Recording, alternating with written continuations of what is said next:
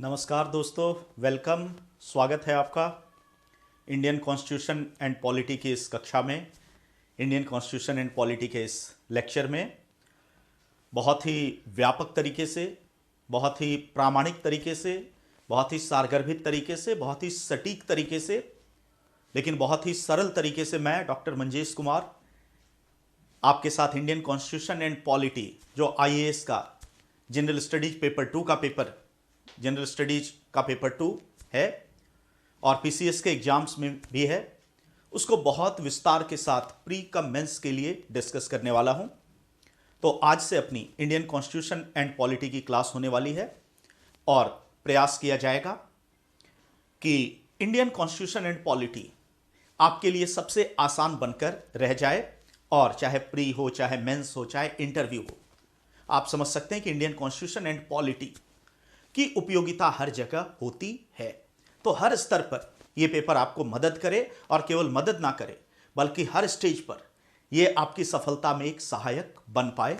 तो आइए इस यात्रा की शुरुआत करते हैं।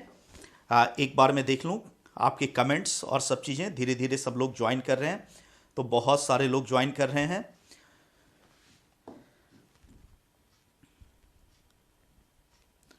आज हम डिस्कस करने वाले हैं इंडियन कॉन्स्टिट्यूशन एंड पॉलिटी की। आज से हम शुरुआत करने वाले हैं। दोस्तों, ये जो पेपर है इंडियन कॉन्स्टिट्यूशन एंड पॉलिटी, आज से चूंकि हम इसकी शुरुआत करने वाले हैं, आज इसकी पहली क्लास है, तो मैं चाहता हूं कि इसके बेसिक्स को आज हम डिस्कस करें। बेसिक्स को डिस्कस करने का मतलब यह है कि कुछ बुनियादी चीजों को जानें कि इस पेपर की तैयारी हमें किस प्रकार करनी है, इसका सिलेबस, मतलब बुनियादी चीजें, और एक बुनियादी समझ भी भारतीय संविधान के बारे में हमें बन पाए। तो आइए इसको शुरू करते हैं। उससे पहले 2-3 चीजें मैं आपके साथ डिस्कस करना चाहूंगा। पहली बात यह है कि यदि इस पेपर को मैंने पढ़ाने का जिम्मा लिया है और पिछले लगभग 2 दशक के एक्सपीरियंस के साथ, और मेरा नाम शायद आप जानते भी होंगे, जो लोग मुखर्जी नगर आते हैं जाते हैं उनको पता है। तो एनीवे, वो नाम कहने और सुनने की बात नहीं है। वास्तविक बात यह है कि मेरे लेक्चर से, मेरे कार्य से, और जो मैं आपके साथ शेयर करने वाला हूं अगले 2 महीने तक, उससे ये प्रमाणित होना चाहिए कि जो आपने सुना है वो सही है या गलत है। कहने का मतलब कि अपने कार्यों से मैं जाना जाऊंगा, अपने बड़े बड़े दावों से या वक्तव्य से नहीं। तो दावे करने की बात नहीं, मैं केवल 2-3 बातें कहूंगा कि Indian constitution and polity second paper general studies, पहली बात यह रहेगी कि इसके वर्ड टू वर्ड सिलेबस को हम डिस्कस करेंगे। इसका मतलब ऐसा नहीं होगा कि कुछ पोर्शंस को पढ़ाया गया, कुछ पोर्शंस को आपके स्वयं के जिम्मे के लिए छोड़ दिया गया।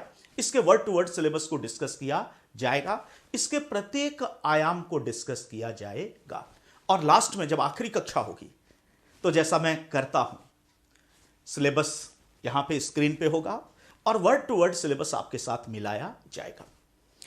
आइए अब शुरू करते हैं कुछ बुनियादी चीजों के साथ, इंडियन कॉन्स्टिट्यूशन एंड पॉलिटी के पेपर के कुछ बुनियादी चीजों के साथ।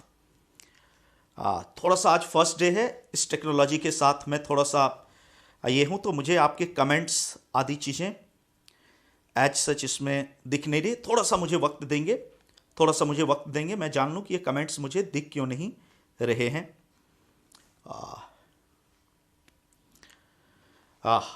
30 सेकेंड्स का मैं आपसे केवल पॉज ले रहा हूं।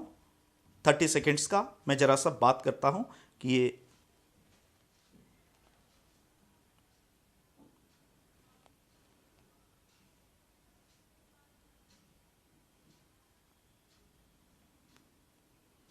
30 सेकेंड्स का मैंने केवल आपसे पॉज लिया है, ये जानने के लिए कि सब चीजें सही हैं या नहीं हैं।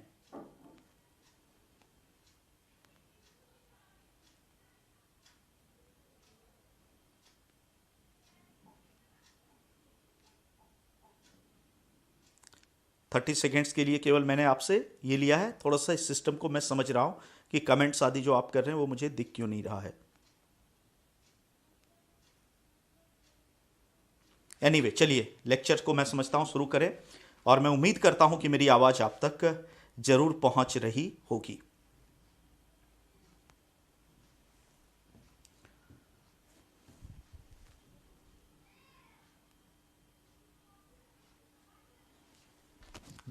दोस्तों मैं 1 मिनट के लिए आपसे केवल, ये कक्षा अभी बंद नहीं हो रही, 1 मिनट के लिए केवल आपसे 1 मिनट के लिए केवल अवकाश लेकर ये कंफर्म कर रहा हूं कि आप तक मेरी आवाज पहुंच पा रही है या नहीं। बस केवल इस चीज को मैं कंफर्म करना चाहता हूं।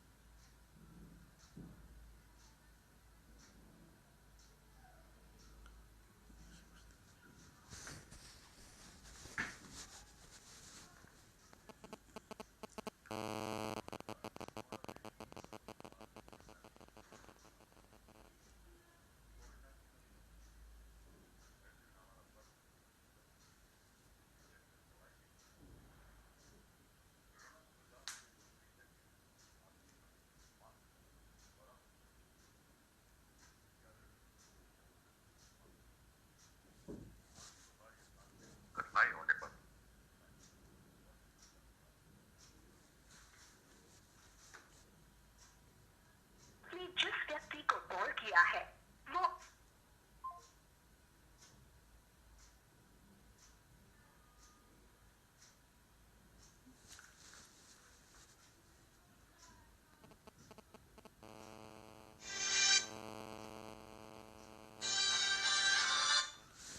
ये कप्तान जी कोई कमेंट नहीं दिखाई पड़ रहा है। हेलो,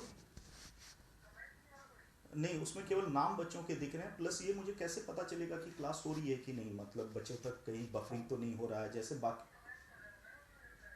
नहीं, उसमें कुछ भी नहीं आ रहा है, उसमें केवल बच्चों के नाम आ रहे हैं उस ऐप पे। हाँ हाँ,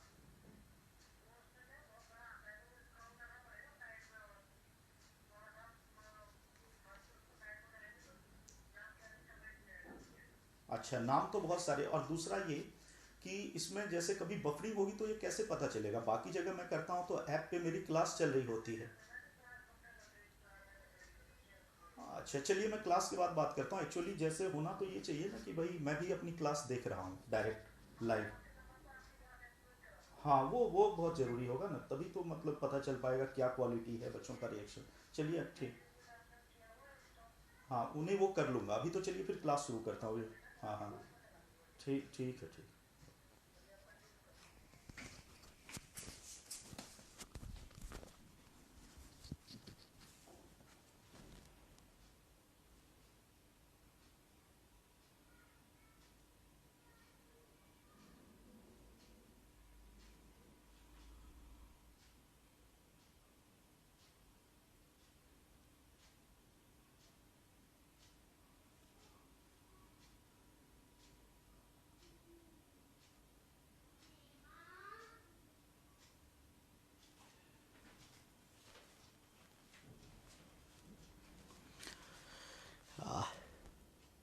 चलिए दोस्तों, मैं आपके साथ आ चुका हूं और बहुत सारे लोगों के अब मुझे कमेंट दिख रहे हैं। एक्चुअली थोड़ा सा क्षमा चाहता हूं आपसे।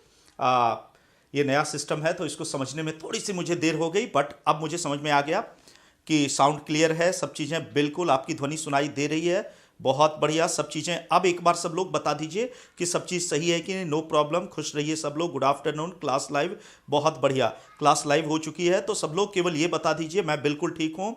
बहुत सारे लोगों के कमेंट हैं, सबका कमेंट में शायद ना पढ़ पाऊँ, नाम ना पढ़ पाऊँ, बट सब बढ़िया चल रहा है। अब एक बार बता दीजिए कि सब बढ़िया है कि नहीं। बहुत सारे कमेंट्स हैं, एकदम सही चल रहा है। अब मैं विधिवत शुरू कर दूं। बिल्कुल विधिवत अब मैं शुरू कर दूं। मेरी आवाज़ बिल्कुल सही तरीके से जा रही है अब आप तक? आप बताइए एक बार सब लोग, मेरी आवाज़ बिल्कुल सही तरीके से अब जा रही है आप लोगों तक? 12:1 अच्छा, ऊपर कमेंट है। आ, एक बार सब लोग बता दीजिए कि आवाज़ बहुत बढ़िया से आ रही है। यस, सभी ठीक है। चलिए अब मैं कमेंट्स को इधर साइड में रखता हूं और अब मैं आपके साथ क्लास को शुरू करता हूं। अब मैंने देख लिया कि सब ठीक चल रहा है, बढ़िया चल रहा है, गुड। चलिए, देर आए दुरुस्त आए, कम से कम मैंने ये तसल्ली तो कर ली कि सब ठीक है। बहुत सारे लोगों के मैसेज हैं। तो चलिए अब मैसेज को थोड़ी देर के लिए छोड़ते हैं और विषय पर आते हैं। बिल्कुल let us start.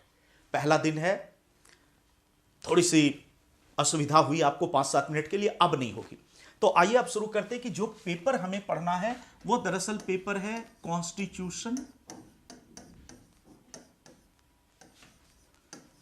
Constitution and polity. इसका मतलब संविधान और राज्य व्यवस्था। कॉन्स्टिट्यूशन एंड पॉलिटी, संविधान और राज्य व्यवस्था, यह पेपर हमें दरअसल आपके साथ पढ़ना है और इस पेपर को मुझे आपके साथ डिस्कस करना है। इस पेपर में दो चीजें, संविधान और राज्य व्यवस्था। और यदि आप आईएएस का सिलेबस देखिए, यदि आप पीसीएस का सिलेबस देखिए, किसी भी बड़े कॉम्पिटिटिव एग्जाम का सिलेबस देखिए, तो आपको दोनों मिलता है। आईएएस प्री के सिलेबस में भी संविधान, राज्य व्यवस्था दोनों शब्द है। आईएएस मेंस का जो सिलेबस है उसमें भी संविधान और राज्य व्यवस्था दोनों शब्दों का जिक्र है। लेकिन सामान्यतः जनरली हम दोनों को समानार्थी समझ लेते हैं, जनरली हम दोनों को एक समझ लेते हैं। और यदि हमने कॉन्स्टिट्यूशन एंड पॉलिटी का अंतर जान लिया तो आपको एक प्रकार से यह रास्ता मिल जाएगा कि इस पेपर की तैयारी हमें किस प्रकार से करनी है। एक प्रकार से आपको बिल्कुल रास्ता मिल जाएगा, तैयारी का तरीका इस अंतर में ही तैयारी का तरीका छिपा हुआ है। तो आइए बुनियादी शुरुआत यहीं से करते हैं कि कॉन्स्टिट्यूशन एंड पॉलिटी में अंतर क्या है। और ध्यान रखना है कि यह अंतर मैं एकेडमिक तरीके से नहीं बता रहा हूं, बौद्धिक तरीके से नहीं बता रहा हूं कि इस पर कोई प्रश्न नहीं आएगा। प्रश्न नहीं आएगा कि कॉन्स्टिट्यूशन एंड पॉलिटी में क्या डिफरेंस है, बट यह समझना सबसे बुनियादी चीज है। क्योंकि जब हम यह समझ जाएंगे कि कॉन्स्टिट्यूशन, संविधान और पॉलिटी, राज्य व्यवस्था में क्या अंतर है, तभी तो हमें यह ज्ञात होगा कि संविधान के तहत हमें क्या क्या पढ़ना है और राज्य व्यवस्था के तहत हमें क्या क्या पढ़ना है। और तब हम इसको पिछले वर्षों में पूछे गए प्रश्नों से जब मिलान करेंगे तो हमें यह चीज बिल्कुल क्लियर हो जाएगी कि हमें केवल संविधान नहीं पढ़ना है, केवल राज्य व्यवस्था नहीं पढ़ना है, संविधान और राज्य व्यवस्था पढ़ना है। हम में से बहुत सारे लोग ऐसे होते हैं जिनको संविधान का एक एक वर्ड याद हो सकता है ऐसे लोग हो, पूरा संविधान याद कर रखा है, लेकिन 50% से ज्यादा क्वेश्चन हल नहीं कर पाते। क्यों? क्योंकि वो केवल संविधान पढ़कर बैठे। और यूपीएससी का सिलेबस, आईएएस का सिलेबस, पीसीएस का सिलेबस आपसे एक्सपेक्ट करता है, आपसे अपेक्षा रखता है कि आप केवल संविधान ना पढ़ें, आप उसके साथ राज्य व्यवस्था भी पढ़ें। तो आइए जानते हैं कि संविधान और राज्य व्यवस्था में अंतर क्या है। और बिल्कुल एग्जाम के तरीके से मैं प्रैक्टिकल बताऊंगा कि संविधान के तहत किसी टॉपिक को कैसे पढ़ना है और राज्य व्यवस्था के तहत किसी टॉपिक को कैसे पढ़ना है। और जब हम इस चीज को जान लेंगे तो हमारे लिए बहुत आसान हो जाएगा इस चीज को समझ पाना कि संविधान और राज्य व्यवस्था के बीच का अंतर क्या है। तो आइए इसी के साथ शुरुआत करते हैं कि संविधान और राज्य व्यवस्था में क्या अंतर है, difference between constitution and polity. यदि हम संविधान की बात करें, एक लाइन में इसकी परिभाषा लिखना चाहे तो लिखें, संविधान की परिभाषा एक पंक्ति में केवल लिखें और फिर उसको हम लोग एक्सप्लेन करेंगे। संविधान उन प्रावधानों का संग्रह है, एक लाइन आपको लिखनी है परिभाषा के तौर पर, संविधान उन प्रावधानों का संग्रह है जिसके आधार पर किसी देश का शासन चलाया जाता है। संविधान उन प्रावधानों का संग्रह है जिसके आधार पर किसी देश का शासन चलाया जाता है। संविधान उन प्रावधानों का संग्रह है जिसके आधार पर किसी देश का शासन चलाया जाता है। आइए थोड़ा सा इसको समझते हैं, क्योंकि हमारे पेपर की मुख्य विषय वस्तु तो संविधान ही है। तो संविधान को एक पंक्ति में यदि परिभाषित करना हो तो संविधान उन प्रावधानों का संग्रह है जिसके आधार पर देश का शासन चलाया जाता है। Constitution is a collection of those provisions on the basis of which a country is ruled. Word क्या है? रूल्ड, जिसके आधार पर देश का शासन चलाया जाता है। इसका मतलब कि संविधान में कुछ प्रावधान हैं। वो प्रावधान क्या है? कुछ भाग हैं, अध्याय हैं, अनुच्छेद हैं, मतलब आर्टिकल हैं, क्लॉज हैं, सब क्लॉज हैं, पार्ट हैं, चैप्टर्स हैं, जिसके आधार पर देश का शासन चलाया जाता है। रूल, शासन का मतलब है जिसके आधार पर सार्वजनिक जीवन का संचालन किया जाता है। हमेशा ध्यान रखना है कि व्हाट इज रूल। रूल का मतलब क्या है? रूल या शासन का संबंध पब्लिक लाइफ या सार्वजनिक जीवन के नियमन से। इसका संबंध कभी भी निजी जीवन से नहीं। इसका मतलब मैं कितने घंटे सोता हूं, यह संविधान का विषय नहीं है, यह मोदी जी का विषय नहीं है, यह सरकार का विषय नहीं है। हां, यदि मैं अपनी ड्यूटी छोड़ करके सोता हूं तो यह संविधान का, कानून का, मोदी जी का, प्रधानमंत्री का विषय है कि वो मुझे इस बात के लिए चेतावनी दे कि ऑफिस में मत सोना। लेकिन छुट्टी का दिन है, मैं किसी सार्वजनिक कार्य में इन्वॉल्व नहीं हूं और निजी तौर पर उस दिन मैं 12 घंटे सोने का निर्णय लेता हूं, तो यह संविधान, शासन का विषय नहीं। संविधान का संबंध सदैव किससे है? शासन से, रूल से। और रूल का मतलब क्या होता है? पब्लिक लाइफ, सार्वजनिक जीवन। सार्वजनिक जीवन का मतलब क्या है? वह जो मेरा पर्सनल नहीं है, आपका पर्सनल नहीं है, हम सभी का है, जो कॉमन है। जैसे सार्वजनिक जीवन के तहत आते हैं देश की राजनीति, देश के कानून, शिक्षा व्यवस्था, देश की अर्थनीति, तमाम इस तरह की चीजें। इसका मतलब संविधान वो बुनियादी दस्तावेज है, वो बेसिक लॉ है, डॉक्यूमेंट है, जो ये बताता है कि इस देश की राजनीति कैसे चलेगी। इसका मतलब कि भारत का राष्ट्रपति कौन होगा, यह मेरे और आपके कहने से तय नहीं होगा, संविधान के प्रावधानों के अनुसार तय होगा। उसमें दी गई प्रक्रिया के तहत जो व्यक्ति राष्ट्रपति के पद पर निर्वाचित होता है, वही व्यक्ति भारत का राष्ट्रपति होगा। इसका मतलब पति बनना एक निजी कार्य हो सकता है, तो पति पर्सनल चॉइस है पत्नी, बट राष्ट्रपति ये पर्सनल चॉइस नहीं है, ये मेरे कहने से, आपके कहने से नहीं होगा, संवैधानिक प्रक्रिया। इसी तरह प्रधानमंत्री कौन बनेगा, मंत्री कौन बनेगा, संविधान के अनुसार तय होगा। कानून, कौन से कानून होंगे, कौन से नहीं होंगे, शिक्षा व्यवस्था, अर्थनीति, देश की इकोनॉमी कैसे चलेगी, यह भी संविधान का विषय है। इसलिए 101वां संविधान संशोधन के द्वारा जब जीएसटी लाया गया तो उसके लिए संविधान में संशोधन करना पड़ा। इसका मतलब यदि हमें संविधान को एक्सप्लेन करना हो कि व्हाट इज कॉन्स्टिट्यूशन, संविधान क्या है, और 200 शब्द लिखना हो, तो हमें याद रखना है केवल एक लाइन। कौन सी एक लाइन हमें याद रखना है? संविधान उन प्रावधानों का संग्रह है जिसके आधार पर देश का शासन चलाया जाता है। संविधान उन प्रावधानों का संग्रह है जिसके आधार पर देश का शासन चलाया जाता है। और शासन को हमें एक्सप्लेन करना है कि शासन में राजनीति, अर्थव्यवस्था, ये सब चीजें आती हैं। तो पहली चीज हमने देखी कि व्हाट इज कॉन्स्टिट्यूशन, संविधान क्या है, जिसके आधार पर देश की राजनीति चले, अर्थव्यवस्था। मतलब संविधान को इसीलिए fundamental law of the land कहते हैं, देश का मूलभूत कानून या fundamental law of the land. इसका मतलब जिसके आधार पर देश में हर चीज चलेगी, वो बुनियादी सिद्धांत ही संविधान। तो संविधान एक प्रकार का सिद्धांत है, एक प्रकार का ऐसा दस्तावेज है जिसके आधार पर शासन चल रहा है। अब आते हैं इसका दूसरा कंपोनेंट जो हमें पढ़ना है, राजव्यवस्था। राजव्यवस्था। अब यूपीएससी के लिहाज से यदि हम देखें कि यदि संविधान पढ़ने और पढ़ाने की अपेक्षा की गई है, आपसे संविधान पर उत्तर लिखने की अपेक्षा की गई है, तो इसका मतलब कि आपको उस दस्तावेज का ज्ञान होना चाहिए। इसका मतलब उसमें जो 25 भाग हैं, उन भागों का ज्ञान होना चाहिए। उसमें जो आर्टिकल्स हैं, क्लॉज हैं, सब क्लॉज हैं, उनका ज्ञान होना चाहिए। आर्टिकल 17 पता होना चाहिए, आर्टिकल 21 पता होना चाहिए, नागरिकता से संबंधित प्रावधान पता होना चाहिए। कहने का मतलब जो कुछ भी कॉन्स्टिट्यूशन में दिया गया है वो आपसे पढ़ने की अपेक्षा है। लेकिन ध्यान रखना है वो सिलेबस का केवल आधा हिस्सा है, क्योंकि सिलेबस का दूसरा पार्ट क्या है, और राजव्यवस्था, एंड पॉलिटी। तो अब आते हैं कि पॉलिटी क्या है। संविधान को हमने देख लिया कि उन प्रावधानों का संग्रह जिसके आधार पर देश का शासन चलाया जाता है वह संविधान है, जिसके आधार पर राजनीति चलेगी, प्रशासन चलेगी, अर्थव्यवस्था चलेगी, तमाम ऐसी चीजें चलेंगी। वो सारे प्रोविजन संविधान के तहत आते हैं। अब आते हैं राजव्यवस्था। राजव्यवस्था की भी एक पंक्ति, दो पंक्ति में यदि परिभाषा लिखना चाहे तो लिख सकते हैं कि राजव्यवस्था संविधान का व्यवहारिक प्रयोग है।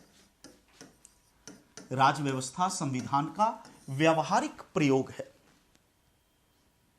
राज्य व्यवस्था संविधान का व्यवहारिक प्रयोग है। एक लाइन और लिखें, संविधान को लागू करने के क्रम में, संविधान को लागू करने के क्रम में जो विषय, संविधान को लागू करने के क्रम में जो विषय और मुद्दे उभर कर सामने आते हैं, संविधान को लागू करने के क्रम में जो विषय और मुद्दे उभर कर सामने आते हैं, उनको सामूहिक रूप से राज्य व्यवस्था कहते हैं। They are collectively known as the polity. जो विषय और मुद्दे उभर कर सामने आते हैं उनको सामूहिक रूप से राज्य व्यवस्था कहते हैं। आइए थोड़ा सा एग्जाम्पल के साथ समझें कि राज्य व्यवस्था क्या है। और ध्यान रखना है कि यहां मेरा उद्देश्य आपको एग्जाम के लिहाज से उत्तर लिखने के लिए तैयार नहीं करना है कि संविधान और राज्य व्यवस्था का अंतर 200 शब्द, नहीं, वो नहीं आएगा एग्जाम। मुझे आपको यह बताना है, थोड़ा सा पेशेंस रखिएगा, अभी 15-20 मिनट्स में आपको इसका महत्व समझ में आएगा। ऑब्वियसली शुरुआत में अभी मैं आपको उस रास्ते पर ले जा रहा हूं, थोड़ा सा पेशेंस रखना। इसका उद्देश्य केवल यह है मेरा कि मैं आपको यह बताऊं कि आपको तैयारी में क्या पढ़ना है, कैसे पढ़ना है। जब मोटा भारत का संविधान आपके सामने होगा तो उसमें क्या पढ़ना है, क्या नहीं पढ़ना, कैसे पढ़ना है। आर्टिकल 17 को कैसे पढ़ना है, आर्टिकल 21 को कैसे पढ़ना है, नागरिकता संबंधी प्रावधान को कैसे पढ़ना है, केंद्र राज्य संबंध को कैसे पढ़ना है। हमें कॉन्स्टिट्यूशन एंड पॉलिटी के रूप में पढ़ना है, केवल कॉन्स्टिट्यूशन के रूप में नहीं पढ़ना है और केवल पॉलिटी के रूप में नहीं पढ़ना है। और उस बुनियादी फर्क को जानने के लिए ही पहले आपको इन जनरल यह बताया जा रहा है, सामान्यतया यह बताया जा रहा है कि कॉन्स्टिट्यूशन और पॉलिटी में अंतर क्या है। उसके तहत अभी तक हमने यह समझा कि संविधान उन प्रावधानों का समुच्चय है, उन प्रावधानों का संग्रह है जिसके आधार पर किसी देश का शासन चलाया जाता है। उन प्रावधानों का संग्रह है संविधान जिसके आधार पर किसी देश का शासन चलाया जाता है। और संविधान एक सैद्धांतिक दस्तावेज है, दूसरी ओर राज्य व्यवस्था है, पॉलिटी। राज्य व्यवस्था के बारे में हमने लिखा कि राज्य व्यवस्था संविधान का व्यवहारिक प्रयोग है और संविधान को लागू करने के क्रम में जो विषय और मुद्दे उभर कर सामने आते हैं उनको राज्य व्यवस्था कहते हैं। अब इसी को हमें विथ एग्जाम्पल समझना है कि यह राज्य व्यवस्था क्या है, कौन सा विषय, क्या मुद्दा। थोड़ा सा एक एग्जाम्पल लीजिए तो चीज आपके लिए बिल्कुल स्पष्ट हो जाएगी। मैं एक उदाहरण लेता हूं, आर्टिकल 17। अब ध्यान रखिए कि ये जो आर्टिकल 17 है ये भारत का संविधान है। जानबूझकर मैंने ये उदाहरण लिया। अनुसूचित जाति जनजाति अत्याचार निवारण अधिनियम अभी आपने देखा था, काफी चर्चा में रहा था। इसी तरह नागरिक अधिकार संरक्षण अधिनियम अभी सब आ जाएगा, वो सब कानून, अस्पृश्यता निवारण अधिनियम, उन चीजों पर प्रश्न आदि आते हैं।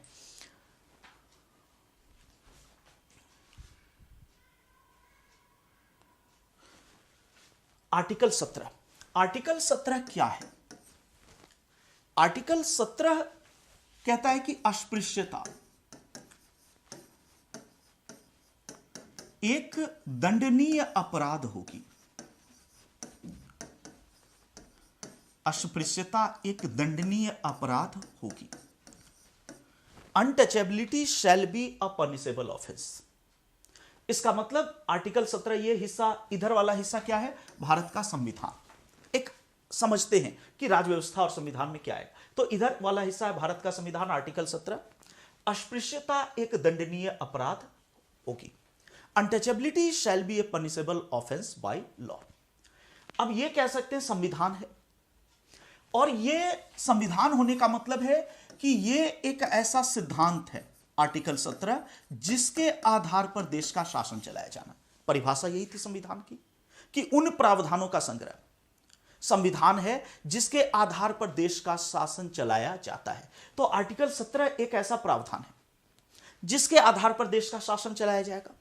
देश का शासन चलाए जाने का मतलब हमने देखा कि चाहे समाज हो, चाहे अर्थव्यवस्था हो, चाहे राजनीति हो, चाहे कानून हो, चाहे प्रशासन हो, हर जगह वो चीज लागू होगी। इसका मतलब राजनीति में अस्पृश्यता नहीं होगी, कौन व्यक्ति प्रेसिडेंट बनेगा नहीं बनेगा, इसमें अनटचेबिलिटी जैसा कोई चीज नहीं आएगी।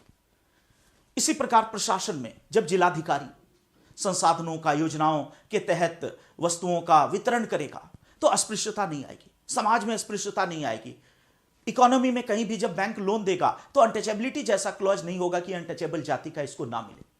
इसका मतलब एक सिद्धांत है, अस्पृश्यता एक दंडनीय अपराध होगी। यह संविधान है, इसके आधार पर हर चीज संचालित होनी है, यहां तक कोई समस्या नहीं। लेकिन अब आते हैं राज व्यवस्था कि राज व्यवस्था हमने देखा संविधान का व्यवहारिक प्रयोग है, तो व्यवहार में जब इस आर्टिकल 16 को लागू करेंगे, इसका मतलब अब आते हैं इसका व्यवहारिक पहलू या राज व्यवस्था। व्यवहार में जब आर्टिकल 17 को लागू करेंगे तो सबसे पहला प्रश्न आएगा कि अस्पृश्यता क्या है, व्हाट इज अनटचेबिलिटी। और दूसरा सवाल आएगा कि यहां कह रहा है अस्पृश्यता एक दंडनीय अपराध होगा, पनिशेबल ऑफेंस होगा। इसका मतलब जो व्यक्ति भी अस्पृश्यता करेगा उसको दंड दिया जाएगा। तो फॉर एग्जाम्पल किसी पर अभियोग लगा, आरोप लगा कि उसने अनटचेबिलिटी की, उसने अस्पृश्यता की, तो सिद्धांत यह कहता है, संविधान यह कहता है कि दंडनीय, उसको दंड दोगे, दंड मिलना चाहिए। लेकिन संविधान ये लाइन नहीं, इतना ही आर्टिकल 17 है कि अस्पृश्यता एक दंडनीय अपराध होगी। तो सिद्धांत रूप में यह लाइन बिल्कुल सही है कि अस्पृश्यता एक दंडनीय अपराध होगी। लेकिन व्यवहार में यह मुद्दा उठेगा कि यदि किसी व्यक्ति को अस्पृश्यता का दोषी पाया जाए, अनटचेबिलिटी का दोषी पाया जाए, तो ऐसे व्यक्ति को क्या दंड दिया जाएगा। भाई यह सवाल क्यों आएगा। दंड के कई प्रकार होते हैं। दंड का एक रूप है अर्थदंड, जुर्माना इसको बोलते हैं। इसका मतलब कि आपने ट्रैफिक लाइट, याद करें रेड लाइट थी, आप जंप करके चले गए, आपने रेड लाइट को ब्रेक कर दिया और आपको चालान कट गया, यह भी एक दंड है। यह कैसा दंड है, अर्थदंड। इसी प्रकार चोरी की, जेल में डाल दिया 6 महीने के लिए, यह भी एक दंड है, कारावास। दंड का तीसरा रूप हो सकता है आजीवन कारावास। दंड का चौथा रूप हो सकता है मृत्युदंड। तो अब यहां पर यह सवाल उठेगा कि यदि कोई व्यक्ति अस्पृश्यता करता है तो क्या उसको जुर्माना करके छोड़ दोगे, अर्थदंड, क्या उसको 1 साल के लिए, 6 महीने के लिए जेल में डाल के छोड़ दोगे, क्या उसको आजीवन कारावास के लिए जेल में डाल दोगे, या क्या उसको फांसी पे चढ़ा दोगे। दंड के अलग अलग प्रकार। इसका मतलब यहां पर देखते हैं व्यवहार में अब समस्या आ गई। सिद्धांत की जगह ठीक है आर्टिकल 17, लेकिन व्यवहार में समस्या आ गई कि अस्पृश्यता दंडनीय अपराध होगी। तो ठीक है, दंडनीय अपराध होगी, बहुत अच्छी बात है, नहीं होनी चाहिए अस्पृश्यता इस देश में, होगी तो दंड दिया जाएगा, बट क्या दंड दिया जाएगा यह संविधान नहीं कहता है। और यहीं पर देखते हैं राज व्यवस्था की शुरुआत होती है। इसका मतलब इस प्रश्न का जवाब देने की अब जिम्मेदारी सबसे पहले संसद की होगी। इसका मतलब उम्मीद की जाएगी कि संसद एक कानून बनाएगी। याद करें, संसद का कानून। और संसद ने एक कानून बनाया भी है, अस्पृश्यता निवारण अधिनियम। अस्पृश्यता निवारण अधिनियम, अनटचेबिलिटी एबॉलिशन एक्ट 1955। अभी ये सब बहुत विस्तार से मैं आपको पढ़ाने वाला हूं, चिंता मत करिए। अब उसका नाम हो गया है सिविल राइट्स प्रोटेक्शन एक्ट। 1976 में इसका नाम बदलकर कर दिया नागरिक अधिकार संरक्षण अधिनियम। यह जो अधिनियम है यह विस्तार पूर्वक बताता है कि फला फला कार्य अस्पृश्यता की श्रेणी में आती। अभी आप देखेंगे कि आईएएस में एक प्रश्न भी आया था कि निम्नलिखित में से किस जाति के प्रति किए गए अपराध को अस्पृश्यता की श्रेणी में रखा जाएगा। अनुसूचित जाति, अनुसूचित जनजाति, पिछड़ा वर्ग और सभी, तो सभी नहीं होगा उत्तर, अनुसूचित जाति। इसका मतलब अनटचेबिलिटी का संबंध केवल और केवल यह लॉ कहता है कि शेड्यूल्ड कास्ट से होगा। इसका मतलब कि यदि किसी अनुसूचित जनजाति के व्यक्ति को मैं गालियां दूं या कोई गालियां दे और उसका जाति के आधार पर, या किसी ओबीसी व्यक्ति का जाति के आधार पर अपमान किया जाए, तो वो अस्पृश्यता की श्रेणी में नहीं आता है। यदि किसी सवर्ण व्यक्ति का जाति के आधार पर अपमान किया जाए तो वो अस्पृश्यता में नहीं आता है। लेकिन अस्पृश्यता किसमें आता है, अनुसूचित जाति के किसी सदस्य को, शेड्यूल्ड कास्ट के किसी मेंबर को यदि जाति के आधार पर अपमानित किया जाए तो वो केवल अनटचेबिलिटी। इसका मतलब हम देखते हैं कि यह संसद का कानून बता रहा है कि अनटचेबिलिटी क्या है। फर्दर यह कानून बताता है कि अस्पृश्यता करने पर पहली बार अनटचेबिलिटी करोगे तो क्या दंड मिलेगा, दूसरी बार अनटचेबिलिटी करोगे तो क्या दंड मिलेगा, तीसरी बार वही अपराध करोगे तो क्या दंड मिलेगा। अलग अलग बार में दंड की मात्रा बढ़ती जाएगी। अब ध्यान रखना है कि यह जो आर्टिकल 17 है यह संविधान है। फर्क समझिए संविधान और राज व्यवस्था का। यह कॉन्स्टिट्यूशन है और यह जो संसद का कानून है अस्पृश्यता निवारण अधिनियम या नागरिक अधिकार संरक्षण अधिनियम, यह राज व्यवस्था है। राज व्यवस्था है ये जो कानून है, यह राज व्यवस्था है। इसका मतलब क्या डिफरेंस हुआ? डिफरेंस यह हुआ या पढ़ने का तरीका क्या हुआ? पढ़ने का तरीका यह हुआ कि जब मैं आर्टिकल 17 पढ़ूंगा तो यदि मैंने केवल आर्टिकल 17 इधर से पढ़ के छोड़ दिया कि अस्पृश्यता एक दंडनीय अपराध होगी और इसको पढ़ के छोड़ दिया, तो मैंने केवल और केवल संविधान पढ़ा। लेकिन मेरा सिलेबस मुझसे क्या अपेक्षा करता है? मेरा सिलेबस मुझसे यह अपेक्षा करता है कि मैं इसको तो पढ़ूं ही, संविधान भी पढ़ूं, लेकिन उसके साथ साथ इसको भी पढ़ूं, अस्पृश्यता निवारण अधिनियम या नागरिक अधिकार संरक्षण अधिनियम, उसको भी पढ़ूं। और वह हिस्सा राज व्यवस्था का है। प्रश्न केवल यहां से नहीं आएगा, प्रश्न इधर से भी आएगा, हमेशा ध्यान रखना। यही पर आता है करंट। जब आगे सबको मैं जोड़ूंगा कि कैसे तैयारी होगी, कैसे पढ़ेंगे, तो केवल यह हिस्सा पढ़ेंगे तो आपका 50% सिलेबस कवर हुआ। आपने यूपीएससी के तहत केवल संविधान पढ़ा, आपको यह वाला हिस्सा भी पढ़ना है। एक और एग्जांपल लीजिए कि अस्पृश्यता निवारण अधिनियम बनाया गया। उद्देश्य यह था कि अस्पृश्यता, अनुसूचित जाति के प्रति होने वाले अपराधों आदि को रोकना। लेकिन पाया गया व्यवहार में कि आमतौर पर जो ऐसी घटनाएं होती थी वो गांव में होती थी, सुदूर इलाकों में होती थी। वहां पुलिस प्रशासन की एक तो पहुंच नहीं थी, और दूसरी बात कि आमतौर पर इस तरह के जो कार्य किए जाते थे, जातिगत भेदभाव अनुसूचित जाति जनजाति के प्रति, वे दबंगों के द्वारा किए जाते थे, जिनकी इलाके में काफी पैठ होती थी और पुलिस तक भी उनकी पहचान, जान पहचान सब होती थी, लिंक होता था। तो परिणाम यह होता था कि अनुसूचित जाति अस्पृश्यता की भी गई और वो व्यक्ति पुलिस में रिपोर्ट करने के लिए गया तो पहले से ही वो एसपी साहब से मिलकर और मैनेज करके दबंग साहब ने सारा मामला खत्म करवा दिया। ऐसा पाया गया। तो हम देखते हैं कि तब कहा गया कि नहीं, यह कानून पर्याप्त नहीं है। 1989 में एक दूसरा कानून बना। वो कानून आपको अभी तुरंत ध्यान में आएगा, अनुसूचित जाति एवं अनुसूचित जनजाति अत्याचार निवारण अधिनियम। अनुसूचित जाति और अनुसूचित जनजाति अत्याचार निवारण अधिनियम, prevention of atrocities on scheduled caste and scheduled tribes act 1989। अनुसूचित जाति और जनजाति अत्याचार निवारण अधिनियम। अब ध्यान रखना है कि यह एक ऐसा कानून बनाया जो कठोर है उसकी तुलना में, पुराने वाले कानून की तुलना में। और पुराना जो कानून था वो केवल शेड्यूल्ड कास्ट के लिए था, याद करें, अस्पृश्यता। बट इसमें शेड्यूल्ड ट्राइब को भी इंक्लूड कर लिया कि दोनों का शोषण हो रहा है। और इसमें कुछ ऐसे प्रावधान डाले गए कि तत्काल गिरफ्तारी हो जाएगी। इसका मतलब पहले क्या हो रहा था कि अस्पृश्यता जैसी घटनाएं हुई, दबंग ने, चौधरी ने की, और चौधरी खुला घूम रहा है, दारोगा जी से उसकी साठगांठ है, एसपी साहब से जाके मिलके सारा मामला ही रहा, सब कुछ मैनेज कर लिया, गवाह को डरा दिया और मैनेज हो गया और कुछ हो नहीं पाया। तो इसमें कहा कि नहीं, जैसे ही कोई इस तरह की जातीय अनटचेबिलिटी जैसी चीजों की शिकायत मिलेगी तो ऐसे व्यक्ति को तुरंत अरेस्ट कर लिया जाएगा। इसका मतलब पुलिस के स्वविवेक पे नहीं रहेगा, दारोगा जी के स्वविवेक पे नहीं है, तुरंत अरेस्ट कर लेगा, तत्काल गिरफ्तारी। और दूसरा कि अग्रिम जमानत भी नहीं होगी। याद करें, यही तो सुप्रीम कोर्ट का निर्णय था, अग्रिम जमानत नहीं होगी। अग्रिम जमानत का मतलब कि एडवांस में लोग बेल ले लेते थे, वो भी नहीं होगी। इसका मतलब जेल जाना तय है, और जब वो जेल में रहेगा तो मैनेज नहीं कर पाएगा, गवाह को डरा नहीं पाएगा, धमका नहीं पाएगा। एक कठोर कानून बनाया 89। इसका स्रोत भी कौन सा आर्टिकल निकला? आर्टिकल 17। इसका मतलब मैं आपसे यह केवल कहना चाहता हूं कि यह जो आर्टिकल 17 है, अस्पृश्यता एक दंडनीय अपराध होगी, यह संविधान है, यह भी पढ़ना है। लेकिन यदि उसको पढ़ के आपने छोड़ दिया तो आपको दिक्कत होगी।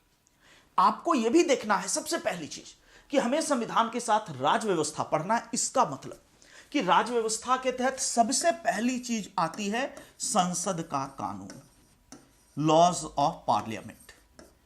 जो किससे संबंधित हो? संविधान से। संसद तो हजारों कानून पारित करती है, लेकिन जिसका संबंध संविधान आदि की व्याख्या से, ऐसे महत्वपूर्ण कानूनों को भी जानना चाहिए। इसका मतलब कि आर्टिकल 17 की पढ़ाई तब पूरी होगी जब आर्टिकल 17 तो पढ़ा ही जाएगा, उसके साथ साथ उससे संबंधित दो प्रमुख कानूनों को अच्छे से पढ़ा जाएगा। कौन सा? अस्पृश्यता निवारण अधिनियम, अब उसका नाम है नागरिक अधिकार संरक्षण अधिनियम, और दूसरा अनुसूचित जाति जनजाति अत्याचार निवारण अधिनियम। और तब यह तरीका होना चाहिए, और यह नहीं कि इसको अलग पढ़ा इसको अलग पढ़ा, दोनों को लिंक करके, क्योंकि प्रश्नों का स्वरूप जब देखेंगे तो लिंक करके आता है। ये अगर केवल ये वाला हिस्सा देखें तो करंट है, केवल करंट ने इससे लिंक करके, इसका मतलब उसमें भी ध्यान रखना है कि कोई ऐसा कानून, जैसे ये वाला जो कानून है, ये हाल के विषय में काफी चर्चा में रहा। तो पिछले 3-4 वर्षों तक यदि कोई इस तरह का संसद का कानून बहुत चर्चित रहा है, तो उसको और ज्यादा ध्यान देकर तैयार करना है। जैसे इस पर कई जगह पर प्री मेंस में सवाल आए, अनुसूचित जाति जनजाति अत्याचार निवारण अधिनियम पर। क्यों? क्योंकि सुप्रीम कोर्ट ने इसकी ये दो चीजें रद्द कर दी थी और पार्लियामेंट ने फिर बहाल कर दी। बट अभी फिर अपने विषय पर आते हैं कि संविधान और राजव्यवस्था में क्या अंतर है। संविधान उन प्रावधानों का संग्रह है जिसके आधार पर शासन चलाया जाता है, इसका स्वरूप सैद्धांतिक है। राजव्यवस्था इसका व्यवहारिक प्रयोग है। वे विषय और मुद्दे आते हैं जो संविधान के प्रयोग के क्रम में जन्म लेते हैं, और राजव्यवस्था के तहत सबसे पहली चीज क्या शामिल है? लॉज ऑफ पार्लियामेंट, संसद के कानून। और इसीलिए जब आईएएस का पेपर सिलेबस हमसे यह अपेक्षा करता है कि हम कॉन्स्टिट्यूशन एंड पॉलिटी पढ़े, तो उसका मतलब यह होता है कि हम इंडियन कॉन्स्टिट्यूशन तो पढ़े ही पढ़े, आर्टिकल 17 तो पढ़े ही पढ़े, कोई भी आर्टिकल 19, 20, 21 जो भी आर्टिकल है उसको तो पढ़े ही पढ़े।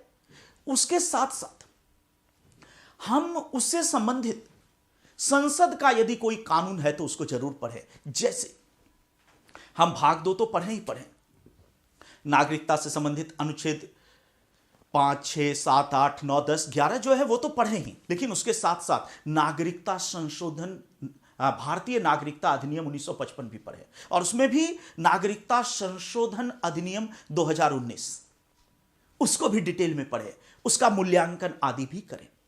तो पहली चीज एकदम पिन पॉइंटेड वे में बता रहा हूं, एकदम दिमाग में बैठा लीजिए कि पहली चीज जो हमें पढ़ने का तरीका डेवलप करना है कि केवल संविधान को नहीं रटना है, संविधान पढ़ना है और उसके साथ साथ सर्च करना है कि क्या इससे संबंधित कोई पार्लियामेंट का इंपॉर्टेंट लॉ है, तो वो लॉ भी पढ़ना चाहिए। और उसमें भी यदि हाल फिलहाल कोई लॉ चर्चा में रहा, जैसे सिटीजनशिप का एक्ट चर्चा में रहा, जैसे अनुसूचित जाति जनजाति अत्याचार निवारण अधिनियम, ऐसे कानून जो हाल के वर्षों में चर्चित रहे, उनको ज्यादा फोकस करके पढ़ना चाहिए। और कहने की जरूरत नहीं है कि डॉक्टर साहब, डॉक्टर मंजेश कुमार जब कक्षा लेंगे तो बिल्कुल इसी पैटर्न पर अभी तक पढ़ाता रहा हूं, इसीलिए तो पॉलिटी इतनी रोचक बनेगी आपके लिए। तो ध्यान रखना, अपना पैटर्न इसी प्रकार का। ये बहुत ही चुनौतीपूर्ण बात मैं कह रहा हूं कि केवल कॉन्स्टिट्यूशन नहीं पढ़ाऊंगा, पॉलिटी उसके साथ इंक्लूड करके, क्योंकि सिलेबस वही है। तो हम लोग इसी प्रकार पढ़ेंगे कि आर्टिकल पढ़ा और उससे संबंधित क्या प्रैक्टिकल अप्लाइड चीजें वर्तमान में चल रही हैं उसको भी पढ़ा। तो अब फिर आते हैं कि पहली चीज संसद का कानून है राजव्यवस्था में। अब आते हैं कि राजव्यवस्था में और क्या शामिल है, राजव्यवस्था में और क्या शामिल है, दूसरी चीज क्या शामिल है। पहला है संसद का कानून। एक एग्जांपल लेते हैं कि 2018 का यदि आईएएस का पीटी का आपने सवाल देखा हो तो एक बड़ा ही रोचक सवाल पूछा गया था पॉलिटी में, और हर साल ऐसे सवाल होते। 2018 के आईएएस के पीटी में एक सवाल आया था कि इच्छानुसार जीवन साथी चुनना, इच्छानुसार जीवन साथी चुनना मतलब मैरिज चुनना एक मौलिक अधिकार है, फंडामेंटल राइट है। निम्नलिखित में से किस आर्टिकल के तहत? 19, 20, 21, 22। इच्छानुसार जीवन साथी चुनना एक मौलिक अधिकार है, निम्नलिखित में से किस अनुच्छेद के तहत? अब जिन व्यक्तियों ने केवल और केवल संविधान पढ़ा, जिन्होंने संविधान को घोंट कर पी लिया, रट गए, आर्टिकल 19 का एक एक चीज याद कर लिया, 20 का एक एक चीज, 21, वो इसका हल नहीं कर पाएंगे, क्योंकि उन्होंने केवल आर्टिकल 21 को पढ़ के छोड़ दिया संविधान में, उन्होंने बाद की चीजें नहीं जानी। इसका मतलब इसका आंसर होगा आर्टिकल 21। लेकिन यदि आप संविधान का आर्टिकल 21 खोलें तो उसमें कहीं भी जीवन साथी विवाह है ही नहीं। आर्टिकल 21 क्या कहता है? एक लाइन का आर्टिकल है। आर्टिकल 21 कहता है किसी भी व्यक्ति को जीवन और व्यक्तिगत स्वतंत्रता से विधि की स्थापित प्रक्रिया के द्वारा ही वंचित किया जाएगा, अन्यथा नहीं। तो इसको जीवन का अधिकार कहते हैं कि मुझे मनमाने तरीके से जीवन से वंचित नहीं किया जाएगा। एक प्रक्रिया के तहत ही कि मैंने कोई ऐसा अपराध किया हो, न्यायालय ने दंड दिया, वो सब मतलब प्रक्रिया के तहत ही जीवन से वंचित किया जाएगा, अन्यथा नहीं। कहीं पर जीवन साथी चुनने का तो अधिकार है ही नहीं कि इच्छानुसार विवाह करना फंडामेंटल राइट है। और क्वेश्चन ही यही था कि किस अनुच्छेद के तहत 2018 आईएएस पीटी किस अनुच्छेद के तहत इच्छानुसार जीवन साथी चुनना एक मौलिक अधिकार है। बहुत सारे लोगों ने 19 को टिक कर दिया कि आर्टिकल 19 स्वतंत्रता है, तो शायद एक स्वतंत्रता में आ जाएगा जीवन साथी चुनने की स्वतंत्रता, बट वहां भी ऐसा कुछ नहीं है। इसका आंसर 21 है। बट सवाल तो यह रह जाता है कि इसका आंसर क्यों आर्टिकल 21 है, और क्वेश्चन में ही ऐसा क्यों पूछा गया कि किस आर्टिकल के तहत जीवन साथी चुनना एक मौलिक अधिकार। अब यहीं पर आते हैं कि यह सवाल पॉलिटी से था, यह सवाल कॉन्स्टिट्यूशन से नहीं था, और जो व्यक्ति केवल कॉन्स्टिट्यूशन पढ़ेगा वो इस सवाल को हल नहीं कर पाएगा। आप कहेंगे यह सवाल कहां से आया, और यह बात सही है कि निद्रा का अधिकार भारत में एक मौलिक अधिकार है, राष्ट्रध्वज फहराने का अधिकार एक मौलिक अधिकार है, राइट टू साइलेंस मौन रहने का अधिकार एक मौलिक अधिकार है। ऐसे बहुत सारे अधिकार आगे बताऊंगा, मौलिक अधिकार है। गरिमापूर्ण तरीके से मरने का अधिकार, right to die with human dignity, जिसको हम कहते हैं पैसिव यूथेनेशिया, निष्क्रिय दया मृत्यु, वो एक मौलिक अधिकार है। भाई कहां है? कहीं नहीं लिखा है, ये सब कोई वर्ड लिखा ही नहीं है संविधान में। कहां से? न्यायालय के निर्णय से। इसका मतलब कि आर्टिकल 21, देखिए ये कैसे फंडामेंटल राइट हुआ। आर्टिकल 21 संविधान में जीवन का अधिकार है, तो हमें यह भी जानना चाहिए कि संविधान में आर्टिकल 21 जीवन का अधिकार है। लेकिन सुप्रीम कोर्ट ने, सर्वोच्च न्यायालय ने एक केस हुआ था 1978 में, बहुत विस्तार से आगे हम पढ़ेंगे, आज तो जस्ट केवल मैं डिस्क्रिप्शन दे रहा हूं। मेनका गांधी बनाम भारत संघ। बनाम भारत संघ का मतलब हुआ कि भारत सरकार को के किसी आदेश को चुनौती दी थी, उनका पासपोर्ट जब्त हो गया था, भारत सरकार के अधिकारियों ने किया, तो वही हो गया बनाम भारत संघ versus the union of India. तो याद रखना, मेनका गांधी केस 1978।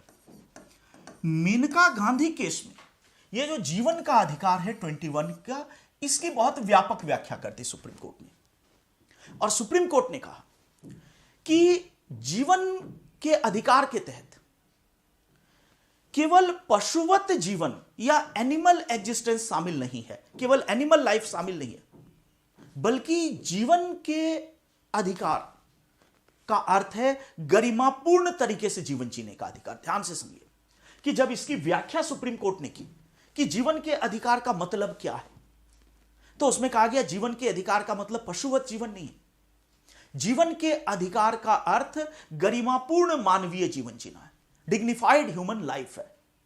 और इसीलिए गरिमापूर्ण मानवीय जीवन जीने के लिए जो भी अधिकार जरूरी है वे सब अनुच्छेद 21 में शामिल है।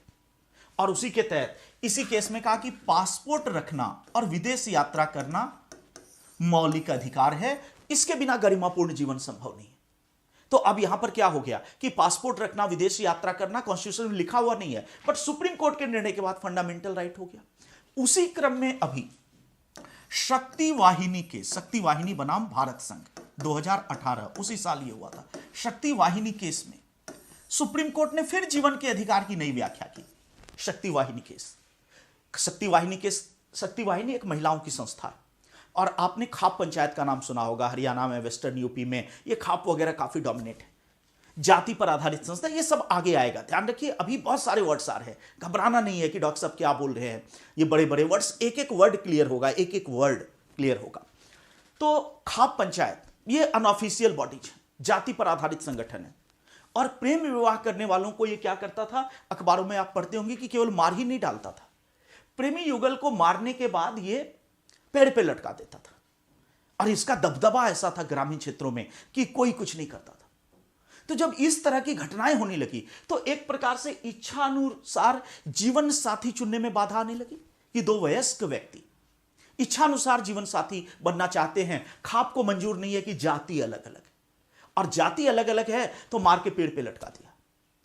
जब शक्ति वाहिनी ने केस किया तो उसमें फिर जीवन के अधिकार को रेफर किया गया कि गरिमापूर्ण जीवन जीना उस प्रेमी युगल का भी अधिकार है, और इसीलिए उसको आप कैसे मार सकते हैं, और ये क्या हो रहा है। तो सुप्रीम कोर्ट ने सही माना कि बिल्कुल सही है, इच्छानुसार जीवन साथी चुनना आर्टिकल 21 के तहत गरिमापूर्ण जीवन जीने के लिए जरूरी है। यह शक्ति वाहिनी केस में निर्णय हुआ, और इसलिए अब इच्छानुसार जीवन साथी चुनना एक फंडामेंटल राइट हो गया। बाबा रामदेव के केस में याद करें, 2 बजे रात में बाबा रामदेव का मामला आपको याद होगा, सोई हुई भीड़ पर लाठीचार्ज किया गया।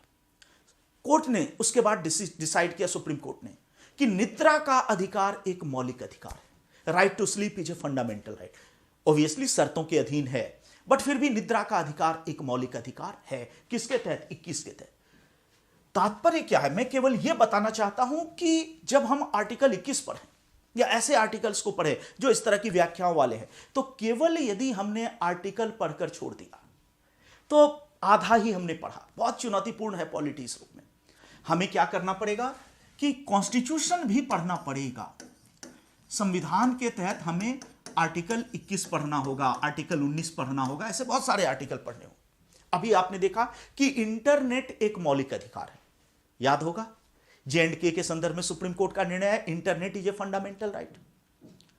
आर्टिकल 19 के तहत, तो आर्टिकल 21 हो चाहे आर्टिकल 19 हो, हमें इसको तो पढ़ना है ही, संविधान के रूप में इसको पढ़ना है, लेकिन हमें राज व्यवस्था के रूप में भी पढ़ना है।